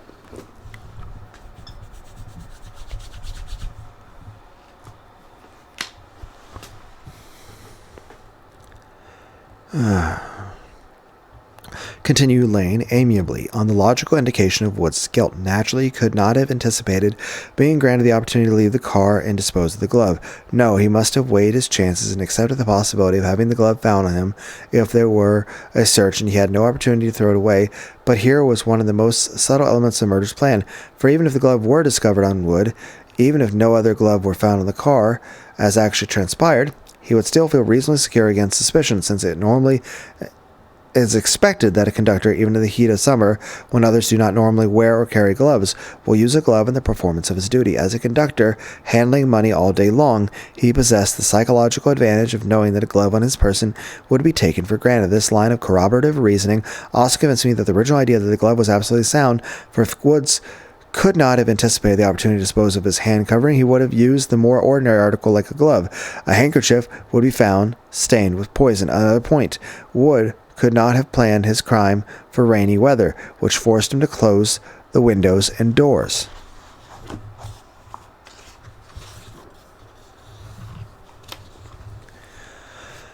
Rather, he must have planned it for fair weather. In fair weather, he would have had ample opportunity to dispose of the glove by throwing it out of an open window to the door, and the police would surely have no reason he could depend on it that the glove could have been thrown out by anyone of the car in fair weather too.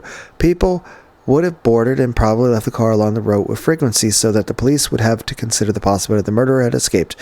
Why, then, in the face of advantages of fair weather would have afforded him, did he choose rainy weather during which to kill Longstreet?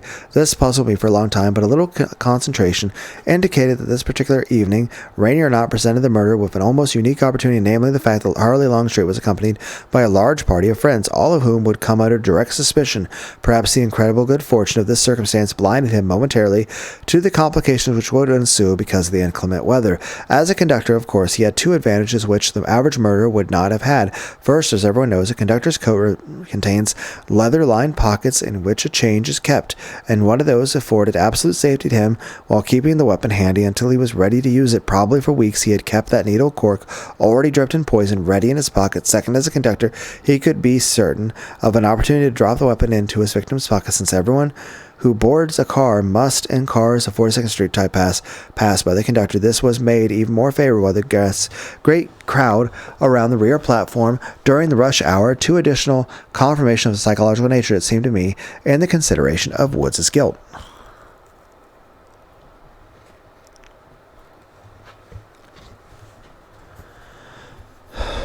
Uncanny, said Bruno at this point. Positively weird.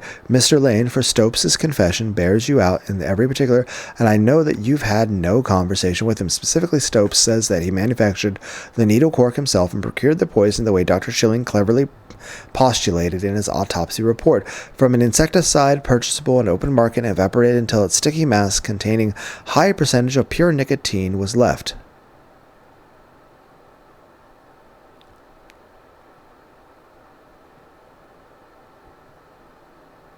Whereupon he dipped his needles into the mass, and there he was. He dropped the weapon in Longstreet's pocket while Longstreet was detained at the rear platform waiting to pay the fares for his party and receive his change. He also says, in further confirmation, that he had intended to kill the man on a fair weather evening, but when he saw Longstreet appear with such a large private party, he could not resist the temptation to involve his suspects, Longstreet's friends and enemies, despite the rain. Triumph of mind over matter, as the professors say, volunteered Thum. Lane smiled, a graceful compliment from an admittedly material person, Inspector. To continue, you see, then, that at the conclusion of your story, to me, I was certain of Woods's complicity, but whether he was the murderer or merely an accomplice or tool of a second and unknown person, I did not know. This was, of course, before the arrival of the anonymous letter. Now, unfortunately, none of us knew that Wood was the author of that letter. And then, when by comparison of handwriting we did discover this, it was too late to prevent the second tragedy. At the time the letter arrived, it appeared to be the communication of an innocent witness who had accidentally come into possession of a dangerously vital knowledge and meant to inform the police, even at risk to his own life, when later I saw that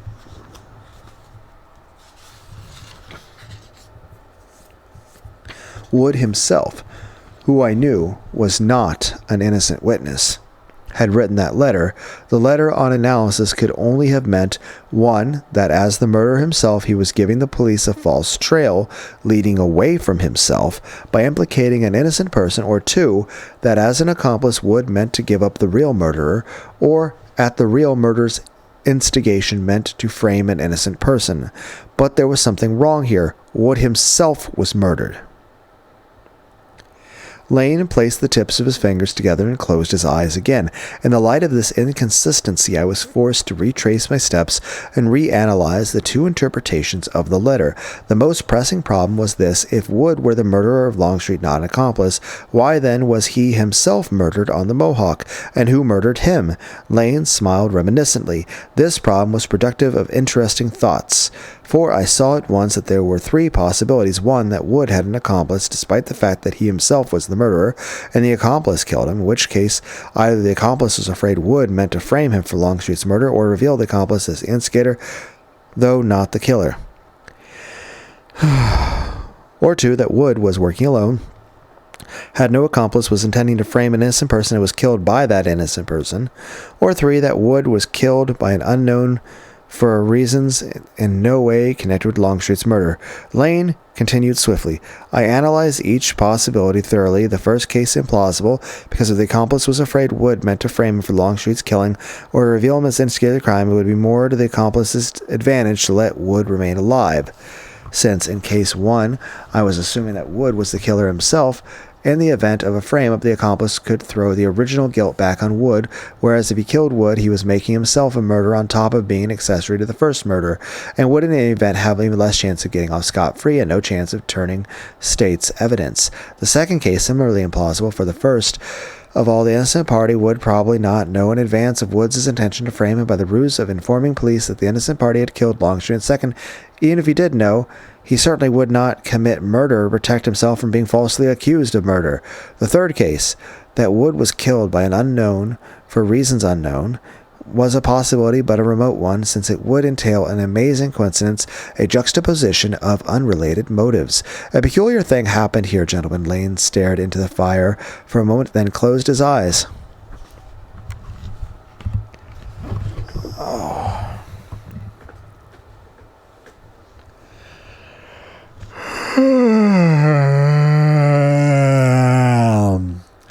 From this analysis, and since I was pursuing the investigation along the lines of strictest logic,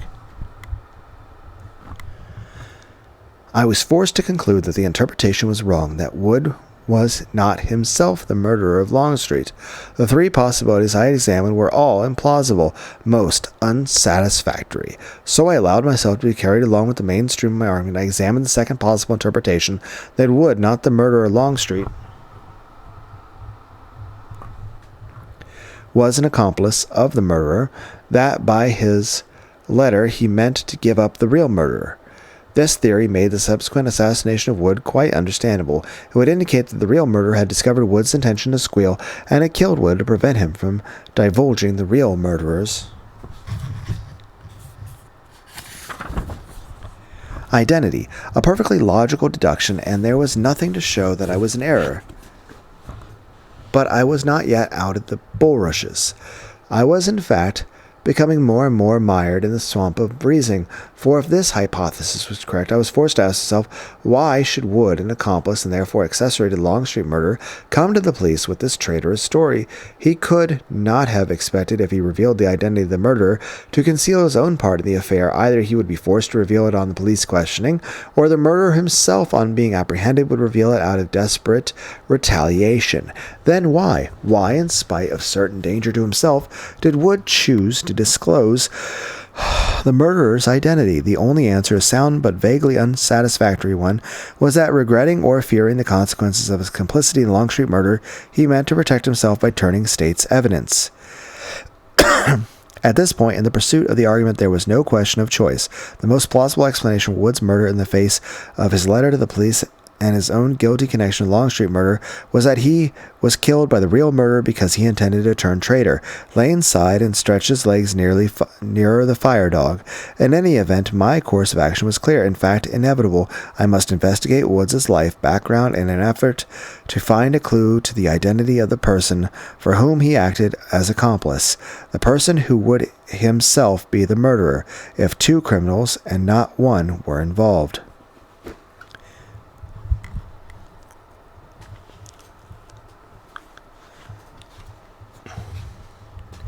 This investigation provided the turning point of my problem. Apparently fruitless at first, a new field was opened up almost by chance, and I was astounded by what, but let me begin in the proper place. You will recall, Inspector, that I took the inexcusable liberty of impersonating you when I went to Wood's rooming house in Weehawken. My purpose was not Machiavellian. Invested with your personality and authority, I could pursue lines of inquiry unhampered by the necessity of explanation. I did not know definitely where or for what to look. I examined the room, and everything I found was in perfect harmony.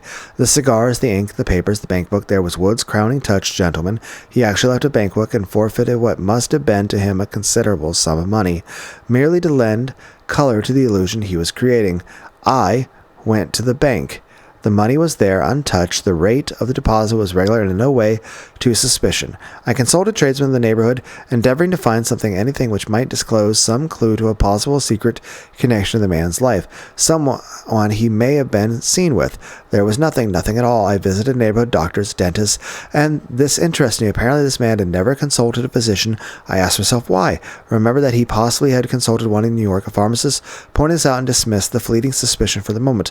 When I visited the personnel manager of the streetcar company still on the trail, I knew not quite by chance, I became aware of the monstrous, incredible, and yet increasingly intriguing fact. You remember the fact that the autopsy reports of the corpse murdered in the Mohawk identified as Wood included mention of a 2-year-old appendicitis scar. Yet, when I examined the company records of Wood's employment and spoke with the manager, I discovered that Wood had worked every working day for 5 years preceding his murder without vacation. And, well, I'm pretty sure anything requiring an appendicitis scar, well, would at least require 1 day off from work.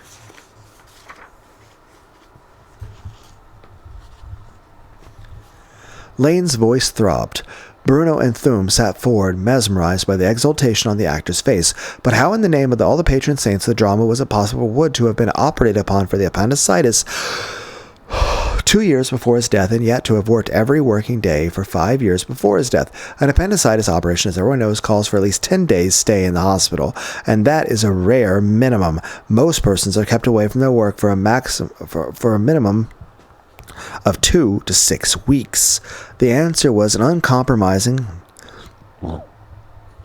as the ambition of Lady Macbeth, a discrepancy which proved beyond the shadow of a doubt that the body was found and thought to be Wood's. The body with the 2-year-old appendicitis scar was not Wood's at all, but this meant, and how my eyes opened at the newly discovered terrain, this meant that Wood was not murdered, and that a deliberate attempt had been made to make it appear as if he had been murdered.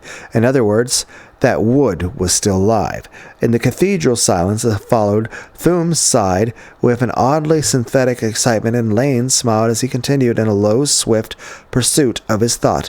At once, all the elements of the second murder rearranged themselves in orderly rows. The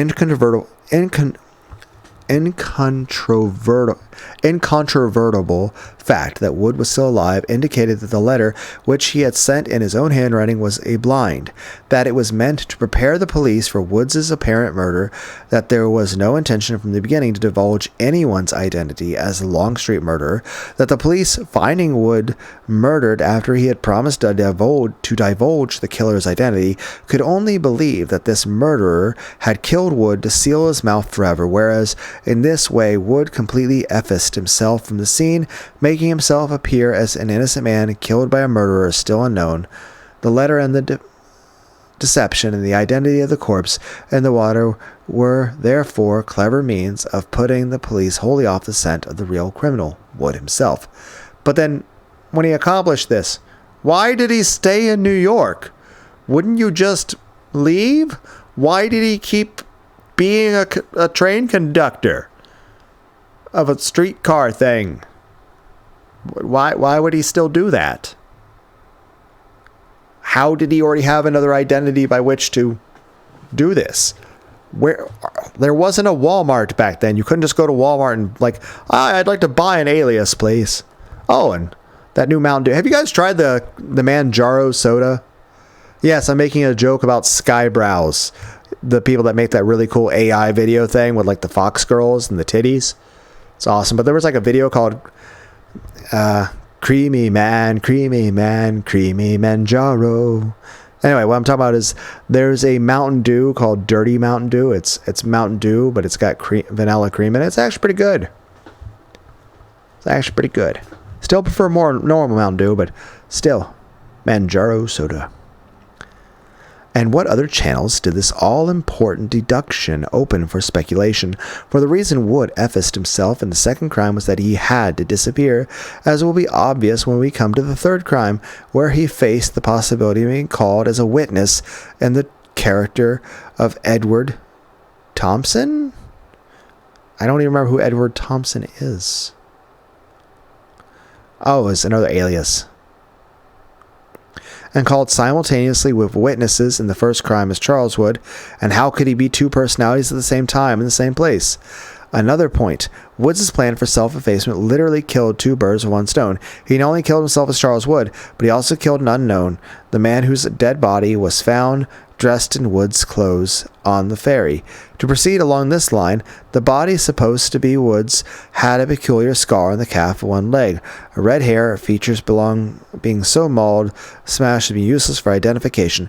Now we know that Wood had red hair, and the motorman Guinness, the Wood had an identical scar on his leg, but the body found was not Wood's. The red hair might have been a coincidence, but the scars plausibly could not. Wood's scar must have been false, and false for at least 5 years, the period of his service with the car company, since he showed the scar to Guinness immediately after going to work on the car. Then he planned to the superficial counterpart of the man who was killed on the Mohawk in at least two particulars, hair and scar, so that when the body was found it would seem to be Wood's without question. Then the plan of the ferry boat crime must have been at least 5 years' duration. But since the ferry boat crime was a result of Longstreet's murder,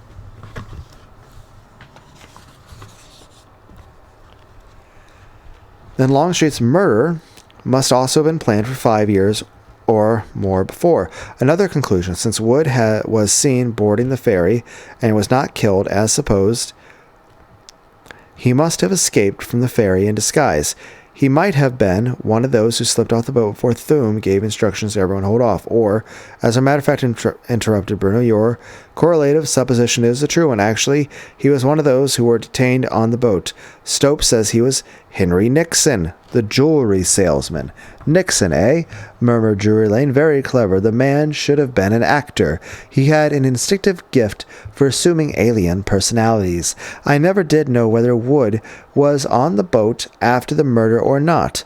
But now that you tell me he was posing as Nixon, the salesman, the facts tenon nicely. As Nixon the salesman, he carried off the ferry the cheap handbag, which as Wood, the conductor, he had carried onto the ferry. He needed the handbag because of the necessity of transporting the salesman in disguise. A blunt instrument with which to stun his victim. Weights with which to sink the victim's own clothing in the river. Very clever indeed. As an itinerant salesman, his lack of permanent address and his absence at odd times, if he were superficially investigated, would be accepted as conforming with his trade. Furthermore, by retaining the handbag, which had also been stocked beforehand with trinkets, he was wearing the salesman's clothes, having thrown the victim's clothing away, plus the weights and the blunt instrument. He made his role natural and convincing. I also can't help feel like, the whole ferry company and the train company were like, this is our best employee ever.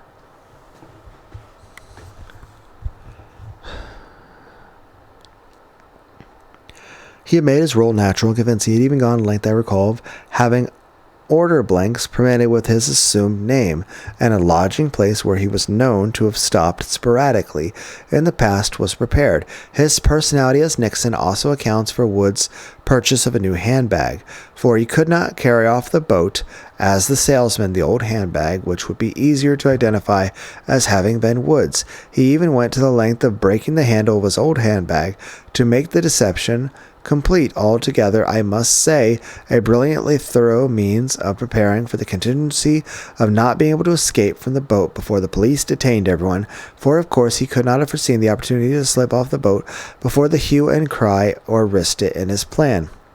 I'll be damned, Mr. Lane muttered through him. If I've ever heard anything like it, I'll tell you the truth. In the beginning, I thought you were the old fossil bluffing your head off, but this, Lord, it isn't human. Bruno licked his thin lips. I'm inclined to agree with you, Thune, because knowing the whole story as I do, even at this point, I can't see how Mr. Lane got anywhere on that third murder. Lane held up one white hand. He was laughing openly. Now, gentlemen, please, you embarrass me. As for the third murder, I haven't finished with the second. For I said to myself at this point, is Wood still only an accomplice, or is he the murderer himself? Before I discovered the ferry corpse was not Wood's, the indications pointed to the former. Now the pendulum swung back to the latter. There were three definite psychological reasons for the reborn theory that Wood himself killed Longstreet. The first was that Wood had planted on himself for 5 years certain characteristics of an unknown man in order to prepare for that man's murder. Certainly this is the action of an active murderer, not a mere tool.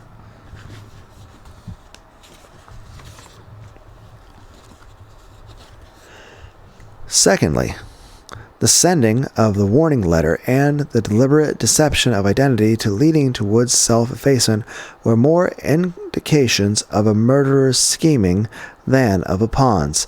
The third, all the events, circumstances, deceptions, were planned obviously to ensure the safety of Wood. Certainly, again, the premeditated actions of a central figure rather than of an accessory.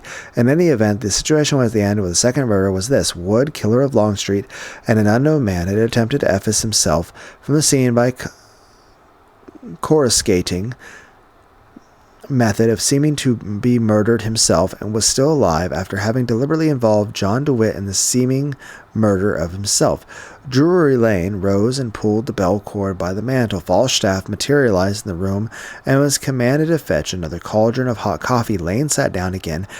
Patently, the next question was, why should Wood have framed DeWitt with the cigar after decoying him to the ferry? For it followed that since Wood was the conniver, it had been somehow through his instrumentality that DeWitt had been lured to the boat, either because DeWitt's strong motive against Longstreet made him the most natural suspect in the eyes of the police, or, and this was important, because Wood's motive against Longstreet also applied to DeWitt. In the latter event, if the frame-up were successful and DeWitt were arrested, tried but acquitted, there were every reason to expect that a murderer would attempt to consummate his original scheme by attacking DeWitt. This Lane accepted another mug from Falstaff's Pudgy hand, gesturing toward his guest. This was why I was willing to allow DeWitt's trial to be prosecuted despite my knowledge of his innocence. For so long as DeWitt was in danger of conviction by the legal method, he was physically safe from an attack by Wood. You were puzzled, no doubt, by my peculiar attitude. It was really paradoxical. This is kind of like the thing with Data one time where he's like lying to Picard, but it's because, Picard had actually ordered him that and then had amnesia in order to try to protect the Enterprise from a thing. But he's like, you guys, Star Trek. For so long as DeWitt was in danger of conviction by the legal method, he was physically safe from an attack from Wood. You were puzzled, no doubt, by my peculiar attitude. It was really paradoxical. For by plunging DeWitt into one danger, I staved off another and more certain danger. At the same time, I gave myself the advantage of a breathing spell, a period of quiet during which I could chew the cud of my thoughts, perhaps unearth evidence which would lead to the apprehension of the murderer. Don't forget that I had not the slightest idea of what form Wood was taking. There was another advantage, too, for I had hoped that the seriousness of DeWitt's predicament or the trial for his life would force him to reveal facts which I knew him to be withholding, facts which were undoubtedly linked with the man who called himself Wood and was lurking still obscure motive in the background.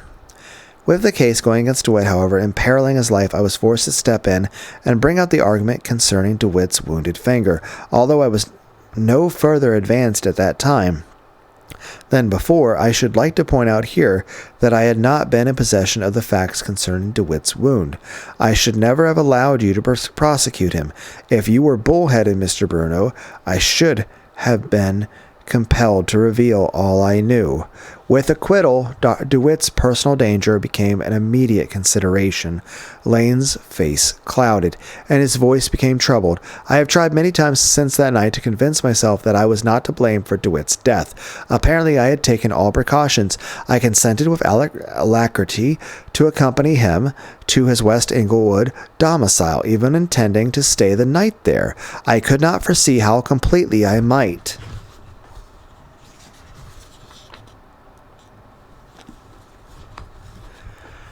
be fooled.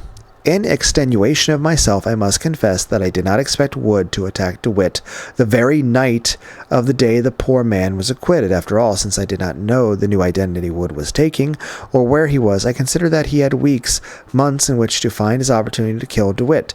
But Wood turned out a greater opportunist than I knew. He found his opportunity the very first night of DeWitt's acquittal, and he seized it. This Wood outsmarted me. Did the utterly unexpected. When Collins approached him, I could scent nothing wrong, but because I knew Collins was not Wood. However, there was a touch of self-reproach in his luminous eyes. I cannot really claim victory in this affair.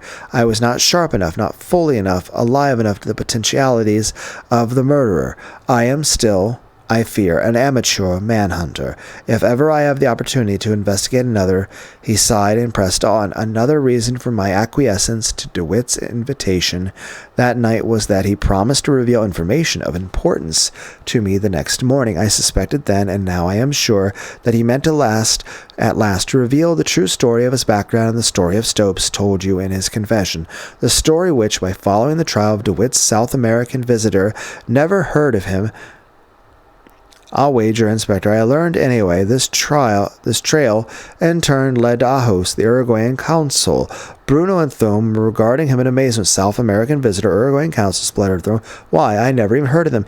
Let's not discuss that now, Inspector, said Lane. Actually, the vital result of my discovery that Wood had executed a deception in identity and was still alive was that it swung the probabilities from Wood being a mere accomplice to his being the brilliant murderer himself, maneuvering the complicated segments of a series of crimes of many years, planning in an imaginative, daring, and nearly flawless manner. On the other hand, while I was convinced of this, I had not the remotest notion of where to look for him. Charles Wood, as Charles Wood, I knew to be wiped from the face of the earth. In what incarnation he would appear next, I could only conjecture fruitlessly, but that he would appear I was sure, and that was what I was waiting for, which brings us to the third murder. Lane refreshed himself from the steaming mug. The very rapidity of the DeWitt murder, combined with certain other elements, indicated clearly that this crime was also a well-planned one, probably planned simultaneously with the first two. My solution of the DeWitt murder hinged almost wholly upon the fact that DeWitt had purchased a new 50-trip ticket book and the present Ahearn, Brooks, and myself while we waited for the train in the West Shore waiting room that night. If DeWitt had not done so, there is no telling that the case would ever have been brought to satisfactory denouement. For despite my knowledge of the identity of the murderer of Longstreet, I should never have known in what disguise Stopes committed the murder of DeWitt. The primary point was the location of the ticket, DeWitt's person. In the terminal he had placed it in the upper left pocket of his vest, together with the single tickets with which he purchased the others of the party. When he left with Collins later to go to the rear car, he took the same upper left vest pocket, the single tickets, and handed them to Ahearn, and I saw that he did not remove the new ticket book from its original vest pocket. But when DeWitt's corpse was searched by an inspector here, I noticed with astonishment that the new ticket book was no longer in the upper left vest pocket, but now reposed in the inside.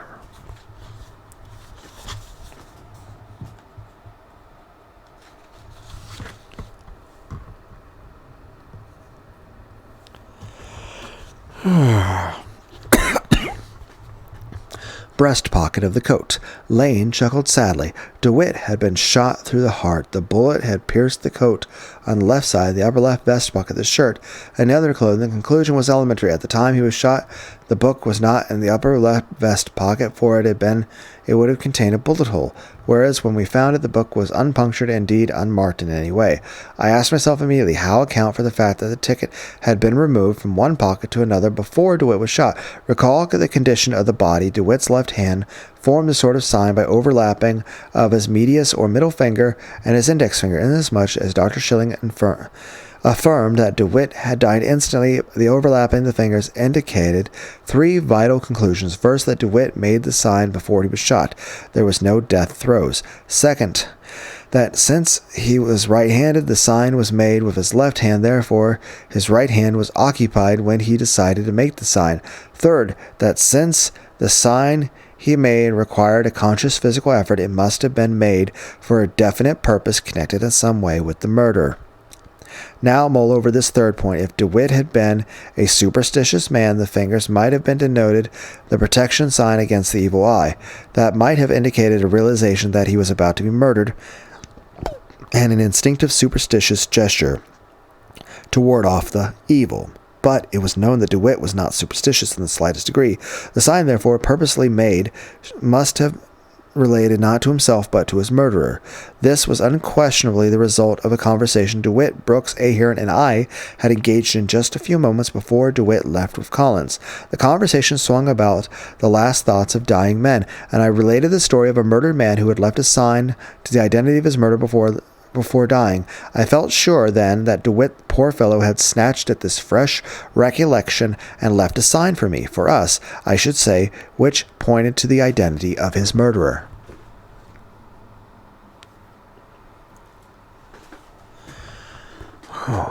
Bruno looked triumphant. Inspector Thum said excitedly, "Just what Bruno and I figured." Then his face fell. "But," he said, "even so, how the deuce does that apply to Wood? Was he superstitious?" Inspector DeWitt's sign did not point to Wood or Stopes in the superstitious sense.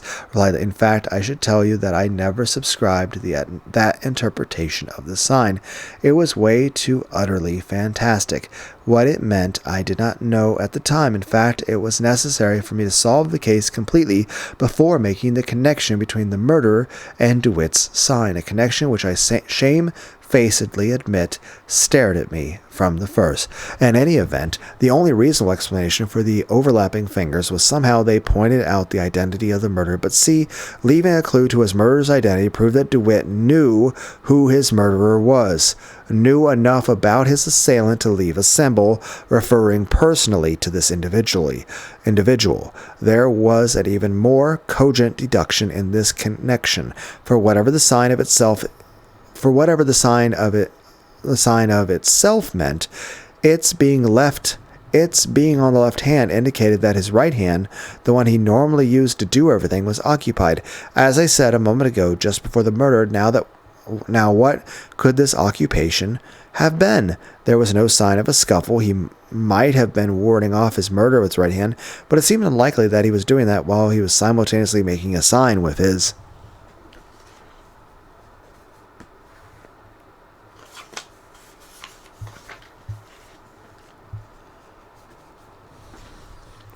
Left, a sign which required conscious physical effort. Was there a better explanation? I demanded of myself. Was there anything about the body that suggested itself as an explanation for the occupation of the right hand? Yes, there was, for I knew that the ticket book had been moved from one pocket to another. I swiftly went through the possibilities. It was conceivable, for instance, that DeWitt moved the book from some time before the murder with his own hand. That is, the transference of the book from one pocket to another had nothing to do with the crime itself, but this would leave the occupation of the right hand during the murder period still unaccounted for. If I worked on the theory, however, that the book was moved at the time of the murder, I can explain in one fell swoop why the right hand was occupied and why the left hand was employed in making a sign which ordinarily would have been made with the right. This seemed to be a fecund theory, but it did cover all the facts. Being fruitful, it called for close examination. Where did it lead? For one thing, it led to this speculation. Why should the ticket book have been in DeWitt's hand at all at the time he was being murdered? Only one defensible explanation. He was intending to use it. Now we knew that up to this time, Collins left DeWitt, the conductor, had not reached them to collect their tickets, for Collins was still in possession of his unpunched ticket. When you arrested him in his apartment that night, if the conductor had reached him, Collins's ticket would have been taken from him. Then, when DeWitt entered the dim car, he had not yet been approached by the conductor for his ticket. Of course, I did not know this in the night of the train. It was not until you, Inspector, apprehended Collins that his possession of the ticket came out, but in pursuing my argument, I played with the theory that the latter was confirmed. In the light of the hypothesis, later a fact that DeWitt had not been approached by the conductor by the time he had entered the dim car, what would explain most naturally his action in my theory that he produced this ticket book and held it in his right hand just before his death. The explanation was simple: the approach of the conductor. But both conductors claimed that they did not approach DeWitt. Was my theory wrong? Not necessarily. Not if one of the conductors did approach DeWitt, was the murderer, and lied because he was the murderer. Bruno Enthums was sitting tensely forward, fascinated by the remarkable analysis falling calmly from Lane's lips. Enriched by his flexible, thrilling voice, did this theory plausibly cover all of the known facts? It did. For one, it explained why the sign was made with the left hand. 2, it explained why and with what hand was occupied. 3, it explained why the ticket was left unpunched. 4, if the conductor were the murderer and after killing DeWitt saw the ticket book in DeWitt's hand, he could not punch it, since the punch mark would leave absolute proof that he was perhaps the last person to see DeWitt alive, and would therefore point to his guilt, or at least bring him actively into investigation of the murder. An undesirable state of affairs for any scheming murderer, naturally. 4, it explained why the ticket was found in the inside breast pocket if the conductor were the murderer. He naturally could not allow the ticket to remain in DeWitt's hand to be found by the police for exactly the same reason that he could not punch the ticket. Its presence at the time of instant death would have indicated the very thing he wished to avoid. That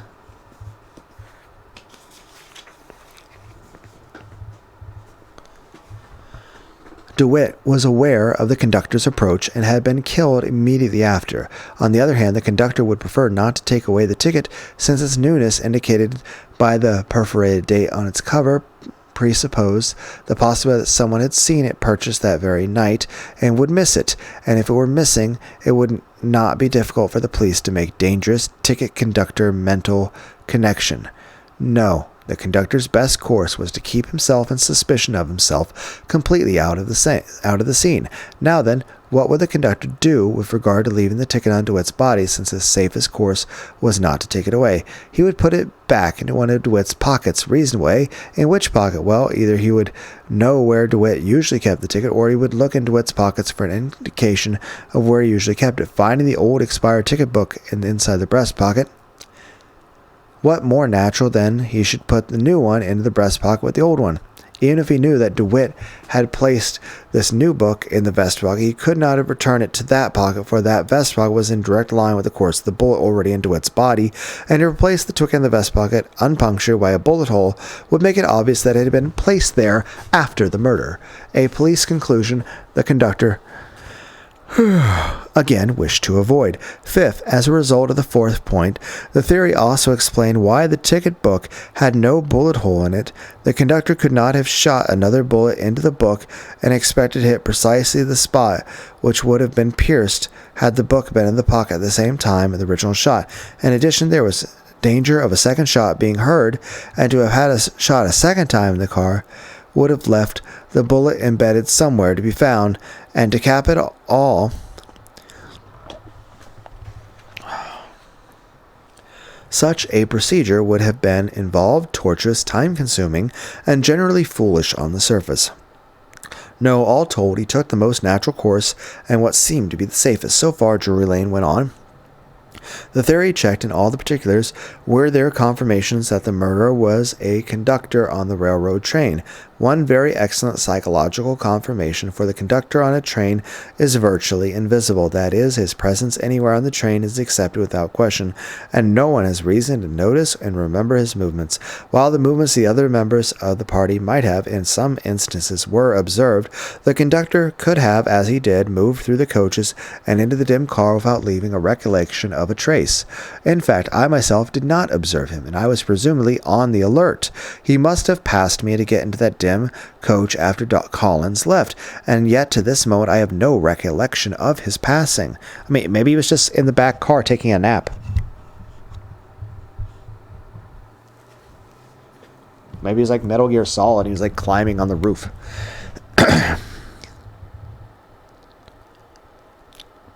Another confirmation, the disappearance and ultimate recovery of the weapon. The revolver was not found on the train. It was found in the stream over which the train passed 5 minutes after the murder.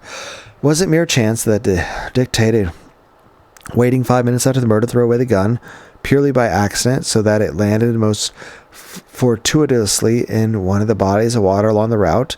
It would have been much safer for the murderer to have thrown the revolver from the train immediately after the commission of the crime. Yet he waited. Why? The theory was that he knew, despite the darkness, the exact location of the stream, the best hiding place of the weapon thrown off the train, indicated that the thrower to have waited 5 minutes to have knowledge of the stream's location must have been extremely familiar with the terrain. Who among the train's occupants was most apt to have had such familiarity? Certainly an employee of the train, which every night passes over the same route. You guys say route or route? At the same time. Engineer, brakeman, conductor, a conductor, of course. More confirmation of the conductor theory, though purely a psychological one. There was still another confirmation, the most convincing of all, one which definitely pointed to the criminal, but I shall come to that shortly. Naturally, at the time of the crime, I worked out the reasoning concerning the weapon inversely. I asked myself, if I had been the conductor murderer, how would I have disposed of the revolver in such a way as to minimize the chances of it being found? The obvious places, at the side of the track, along the roadbed, or the roadbed itself, I should have discarded, as they would be the first places searched by the police. But I should have said the route offers a natural hiding place which would not only dispose of the weapon but keep it out of sight, with no extra effort on my part. The stream. I examined a map of the train route, spouted all the bodies of water within the possible area of disposal, and led the successful search for the weapon. Lane's voice took on a fresh note. Now, which of the two conductors had committed the crime? Thompson or Bottomley? Aside from the fact that this part of the train was Thompson's, there was no direct evidence pointing to either man in preference to the other. Ah, but wait, for I had deduced the conductor as the murderer in the third case, and the murderer in the first crime was also a conductor. Was it possible that both conductors were one and the same, that is, would, yes, a very fair possibility. For the murders of Longstreet, the unknown of the ferry, and DeWitt were undoubtedly the work of the same hand. But what were the physical characteristics of Wood? Forgetting the red hair and the scar, the first of which could easily have been artificial, the second of which was unquestionably so, I knew that Wood at least was tall and burly. The old conductor, Bottomley, was small and frail. Thompson was tall and burly. Thompson, therefore, was our man. I had arrived then at this point. DeWitt was murdered by Thompson, who I had every reason to believe was Charles Wood. But who on earth was this Wood-Thompson person? Evidently, all three murders had been animated by the same motive, and that motive was a minimum of 5 years old, probably much older. The next step was plain: to examine the back history of both DeWitt and Longstreet in an effort to uncover someone who had sufficient motive to desire the death of both and plan for years to that end. You know now who Stopes was.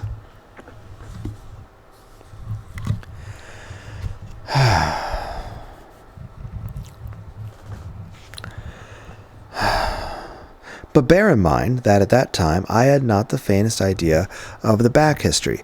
I did know from questioning DeWitt's butler Jorgens that there had been a mysterious visitor from South America stopping at DeWitt's home shortly before. There's a lead, Inspector, in which you must confess to have been outwitted. It seemed a productive trail, and I sought quietly along among the South American consuls, ultimately discovering the story from Juan Ajo's consul to New York from Uruguay, that the story you know now, but for the first time it linked Longstreet and DeWitt with two other men, Martin Stopes, escaped convict, and William Crockett, who turned out to be a silent third partner of DeWitt and Longstreet. Of the two, Stopes must be Wood Thompson. Motive was plain: revenge, and was directed equally against all three of the others. So Stopes, I concluded, was the conductor, and Crockett was the man killed on the ferry, a man whom, for 5 years, Stopes had been preparing for the slaughter by the device of simulating his red hair and calf scar, so that when Crockett was found dead, other means of identification being frustrated by the crushed condition of his body, would be taken for Wood. The reason I requested missing persons reports long before I heard the Ajo's story, and after I had deduced that the body was not Wood's, was that Wood had killed some unknown, and there might be a clue to the unknown's identity in one of these reports. After hearing Ajo's tale, however, I knew that the unknown was Crockett. The unknown could not have been a mere human tool unconnected with the other crimes, and used merely for his body. For Wood, for 5 years at least, had prepared the way by simulating the man's scar and hair. How Crockett was decoyed by Stopes into a position to be murdered, I could not and still do not know. Did Stopes explain, Mr. Bruno? Yes, said the district attorney huskily. Stopes, who had never written Crockett threat letters for a specific reason, that he wanted Crockett to be ignorant of his handwriting, keeping him unsuspecting, communicated with Crockett in the guise of a discharged bookkeeper of DeWitt and Longstreet, writing that Crockett was being defrauded of a large part of his rightful 1/3 share of the firm's net, despite the large checks sent Crockett by the two men twice a year. For Crockett, when the three originally returned to the States, insisted on sharing whatever success the other two attained, and rather than have Crockett, a reckless, brutal, irresponsible sort, spill the story of the Uruguayan frame-up, Longstreet and DeWitt consented to his investing 1/3 of the capital required to swing the business and giving him a third share of their profits. I take that only DeWitt's insistence prevented Longstreet from reneging through the years. At any rate, the letter went on to say that the bookkeeper had proof of this fraudulency and was willing to sell proof to Crockett if Crockett would come to New York. He hinted something dire in the wind, evidently to make Crockett believe that his two partners were contemplating giving him up on the old murder charge. He asked Crockett to watch the personal columns, the Times, of his rival. Crockett fell for the story, came to New York angry and afraid at the same time, found his instruction in the Times, namely to check out the hotel without fanfare and meet the writer of the letter on the 1040 ferry, Weehawken upper deck, north side, being careful to keep under cover. The murder, of course, took place there. Not only that, put in Inspector through him, but Stopes, the cunning devil, told us how he fooled DeWitt, because it was Stopes who telephoned DeWitt on Wednesday morning, posing as Crockett and commanding DeWitt to be on the lower deck of the 1040 ferry that night on an excuse for urgent matter accompanied by threats. He cautioned DeWitt to be careful not to be seen, thereby minimizing the chance of DeWitt and Crockett meeting, since he had also cautioned Crockett. Interesting, murmured Lane, for that explains why DeWitt refused to tell with whom he had in his appointment. He had to keep quiet about Crockett for fear of Crockett would reveal in a panic the sordid details of Uruguayan back history, and Stopes knew he would keep quiet, a subtle touch to his implication of DeWitt. As a matter of fact, continued Lane thoughtfully, I am continually startled by the extreme versatility and daring of this man Stopes. Remember that these were not crimes passionales, impulsive, and strictly emotional. They were cold, calculated crimes induced by a motive steeled by years of suffering. The man possesses the seeds of greatness, examines what he had to do in order the second crime.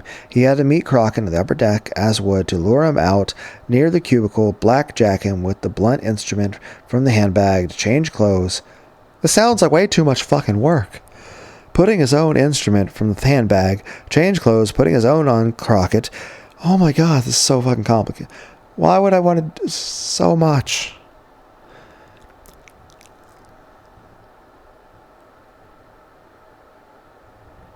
I'm not going to get anything caffeinated, but I'm going to get something to drink, okay? One moment, guys. Probably going to go to bed when I finish reading this. But finishing reading this, and then I'm going to go to sleep. Ow! Oh, my back. You guys gotta hear noises of me stretching. I'm an old 39-year-old man. It's around before cars existed.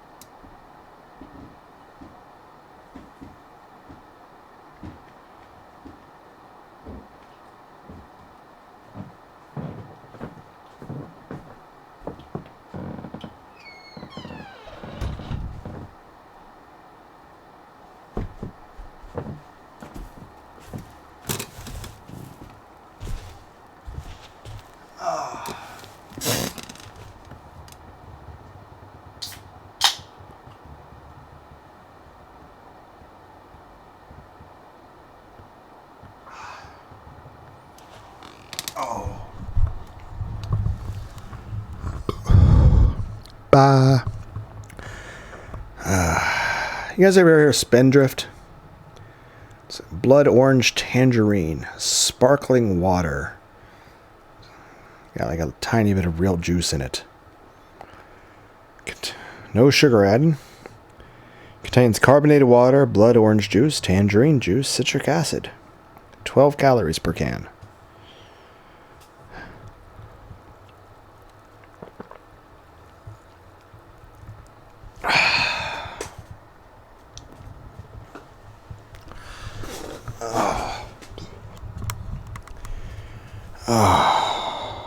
I'm going to finish this book. Then we're going to read When Cicadas Cry by Caroline Cleveland. Then we're going to return to Umineko in proper, since we were in the starting throes of episode 7 of the 8-episode Umineko visual sound novel. Though we'll probably get a few parts in before April 20. Right now it is April 18th.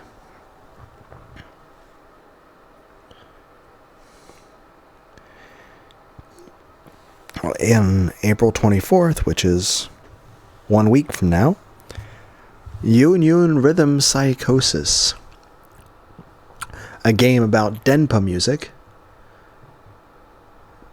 will actually release. I have played the demo, so I made a couple videos on it. So, but we'll start that when it comes out, and of course, like I said, we'll eventually finish Umineko as well. It's just, there's no way I'm going to be able to finish Umineko before Yun Rhythm Psychosis comes out.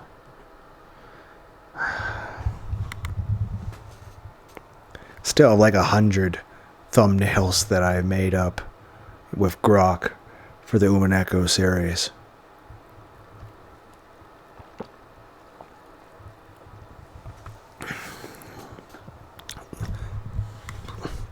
That I am just sitting in a folder waiting for like when I eventually record those videos. And occasionally like check OBS Chan. Okay, where are we?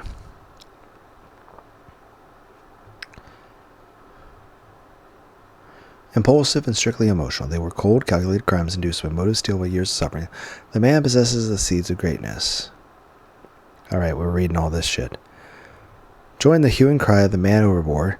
All this was the work of a brave man, a brilliant thinker and planner. Of course, the precarious business of changing clothes was simplified by the fact that he took 4 trips up and back across river to commit the murder, probably using the first 3 for stunning Crockett, changing clothes, disposing Crockett, and so on. And the fact that it was late at night, dark and foggy, and the fact that on the 42nd Street Weehawken and Ferret passengers rarely go to the upper deck because of the abbreviated trip across the river.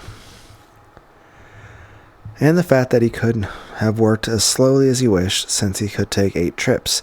If necessary, the police would still be waiting on the Weehawken side. Lane touched his throat wryly. I find myself considerably staled. There was a time when I could give a continuously oratorical performance for hours without feeling the effects. To resume with the reasoning. Oh, I know what you mean. I'm running out of breath fucking reading like this, buddy. Like, this is like, this explanation, like, I feel like we've been having this for hours. Fuck.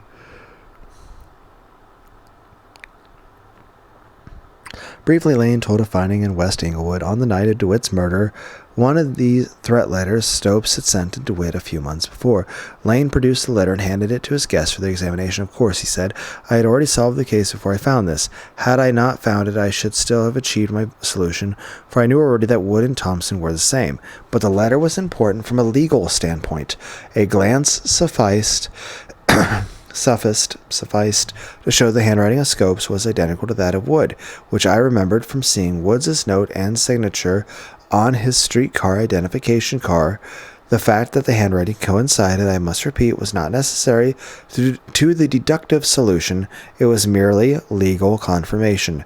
But now I was faced with the prosecutor's aspect of my solution. Knowing that Woods, Stopes, and Thompson were the same man was one thing, but proving it was another. I thereupon requested Juan Hawes to cable his government for a telephotograph of Stopes' fingerprints. When Thompson was apprehended, the first thing I asked you, Inspector, was to take his fingerprints. You did, and Thompson's matched exactly the telephotographic prints of Stopes. Therefore, I had legal proof that Thompson was Stopes, and from the identical handwritings of Woods was Stopes. Therefore, in the elementary algebraic conclusion, Thompson was also Wood. The case was complete. He went on with renewed vigor. There were some loose ends, however. How had Stopes arranged his 3 personalities, Wood, Nixon, Thompson, so that he was physically able to keep them separate? I confess I am still somewhat at sea at this point. Stopes cleared that one up too. The district attorney and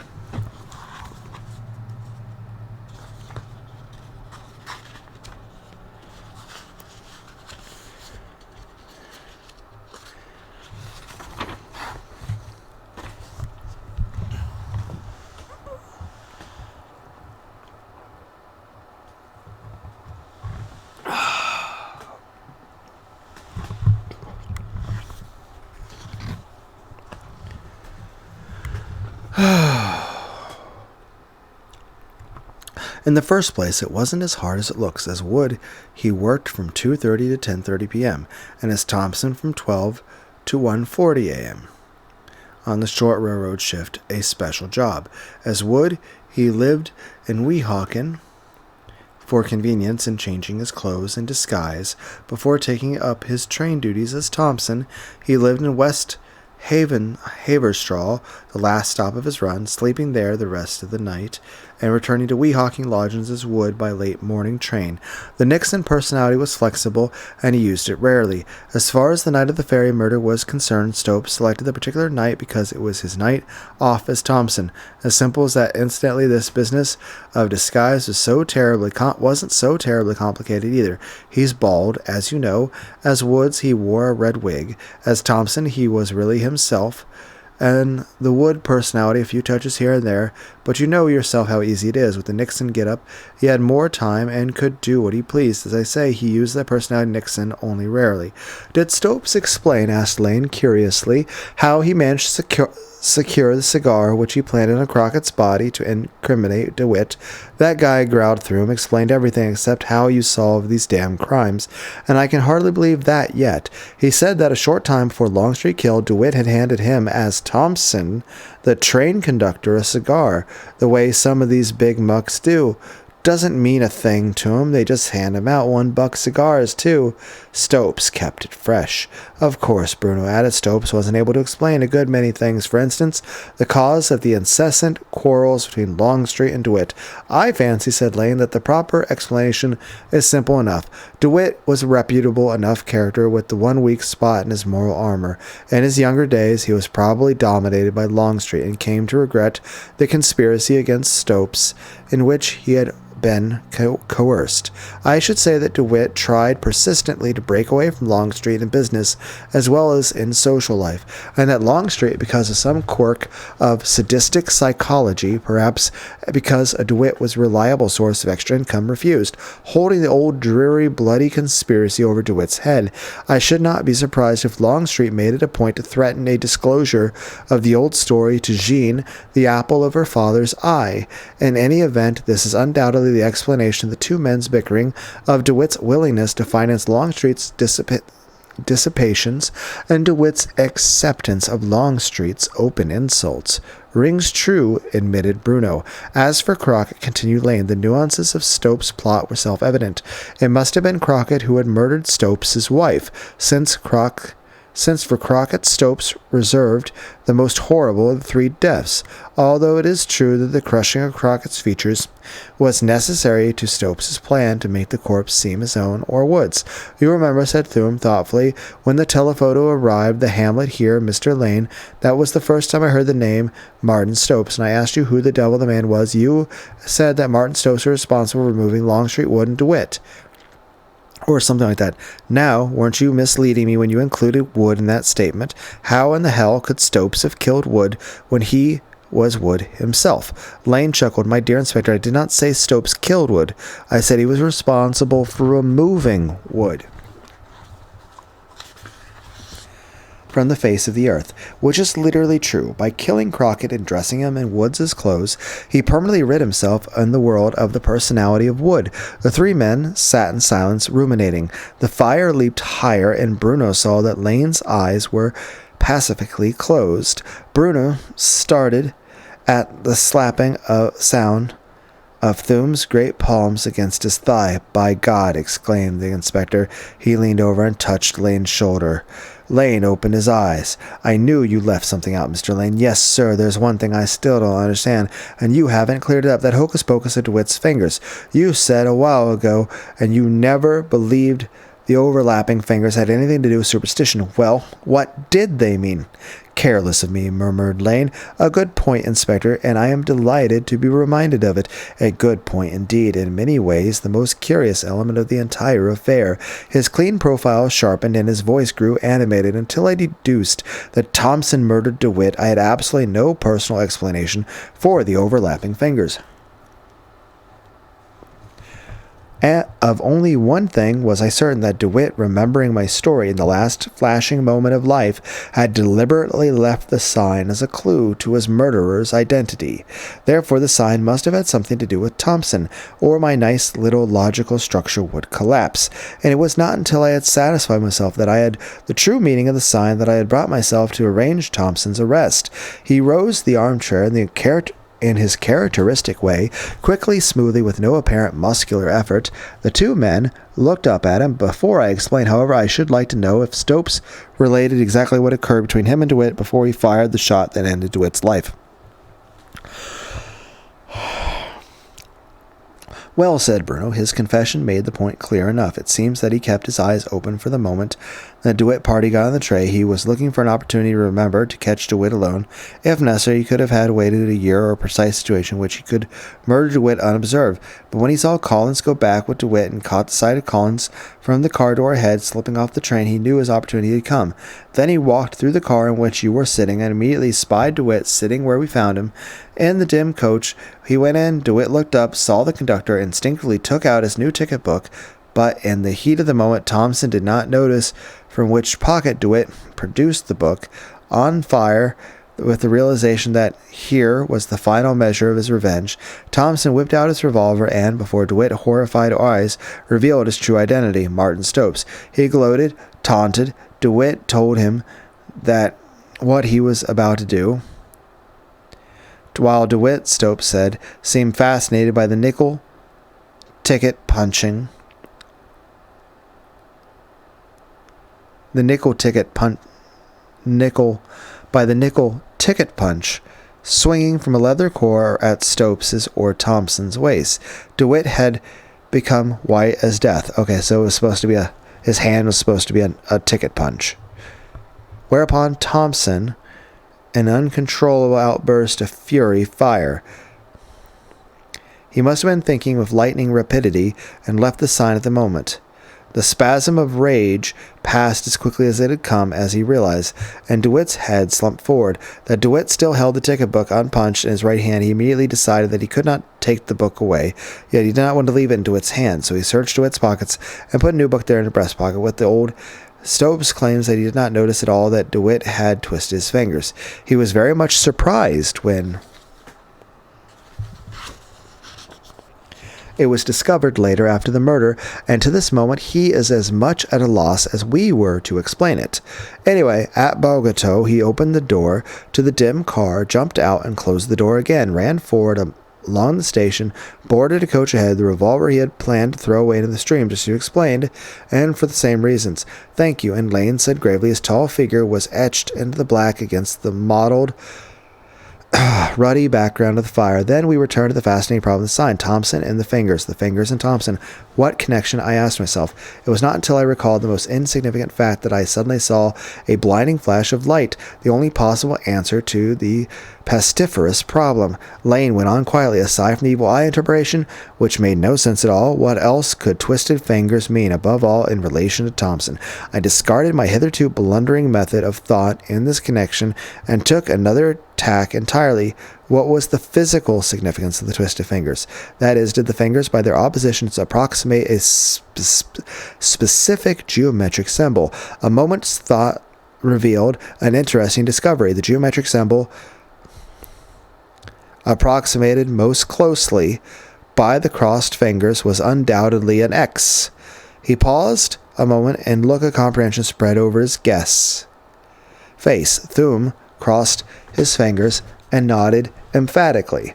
But X, continued Mr. Drury Lane in a resounding voice, X is the universal symbol of an unknown quantity. Then I was wrong again, for certainly Wit had not intended to leave a riddle behind him. But X, I could not forget it, felt intangibly. Somehow I was hot in the scent. So I tested the X against Thompson, and gentlemen, the veil fell from these poor mortal eyes, and I remember that there was one characteristic of Thompson, the railroad conductor, which was distinctively, rigidly an identification mark of Thompson, a characteristic of this one man as his fingerprints. As characteristic.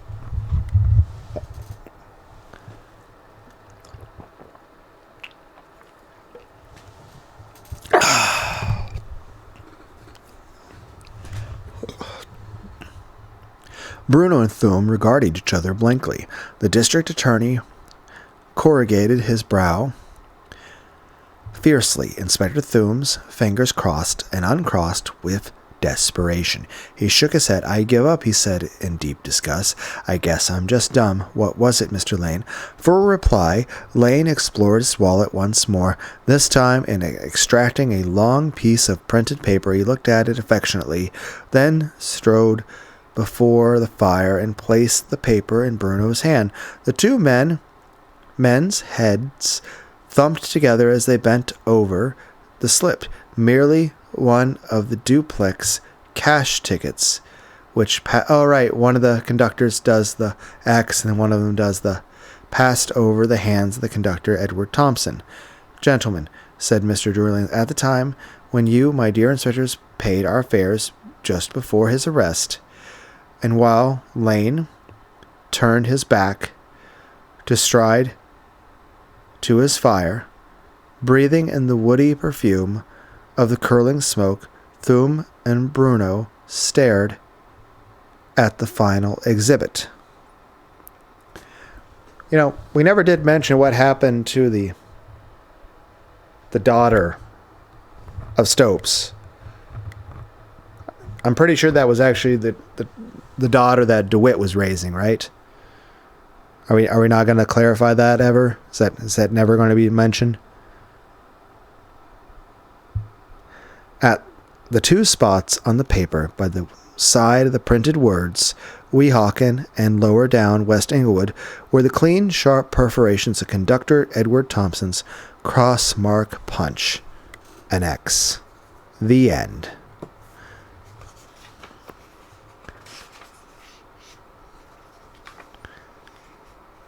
I'd write the author of this book asking about that question, but, it's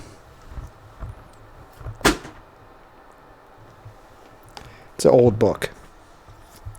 Very old story. Very good story.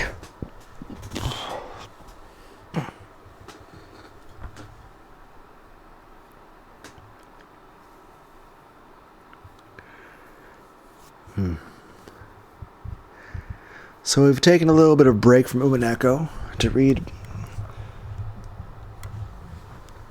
And Then There Was None by Agatha Christie, and The Tragedy of X by Ellery Queen, Barnaby Ross. Both very good stories. I had also tried to find, John Dixon Carr, S.S. Van Dyne,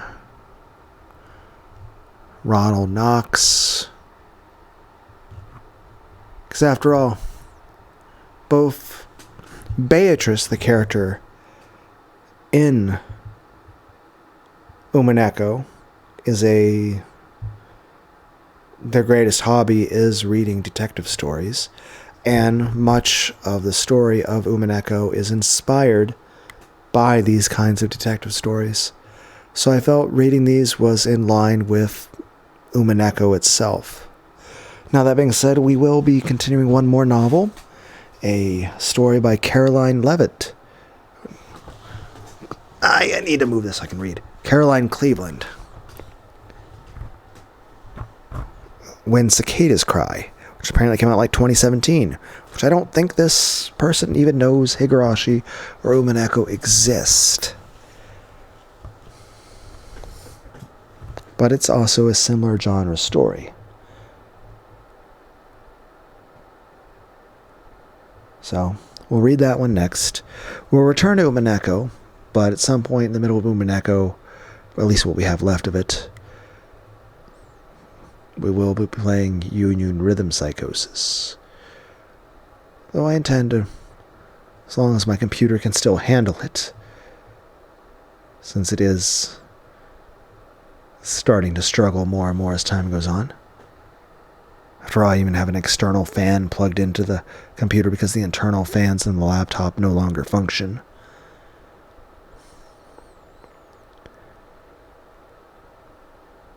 Union Rhythm Psychosis.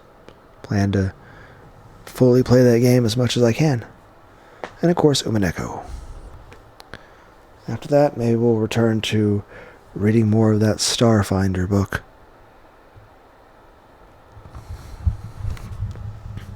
Anyway, thanks for joining me, everybody. I hope everyone out there has all the hugs and head pats you could ever want or need. And make sure to drink plenty of water, even if it's carbonated water with a little bit of fruit juice. And make sure to get plenty of sleep. And I'll see you guys in the next video. And if I could, I'd give each of you a hug. Though honestly, that's a bit selfish on my part, because I'm pretty sure I need the hug more than any of you. But I don't mind sharing. After all, if I gave you guys a hug and it made you guys feel better, I think that I'd feel awesome about that. But I do want to be honest in the selfishness of the fact that me wanting to give you a hug is the fact that my motivation is I want a hug. So,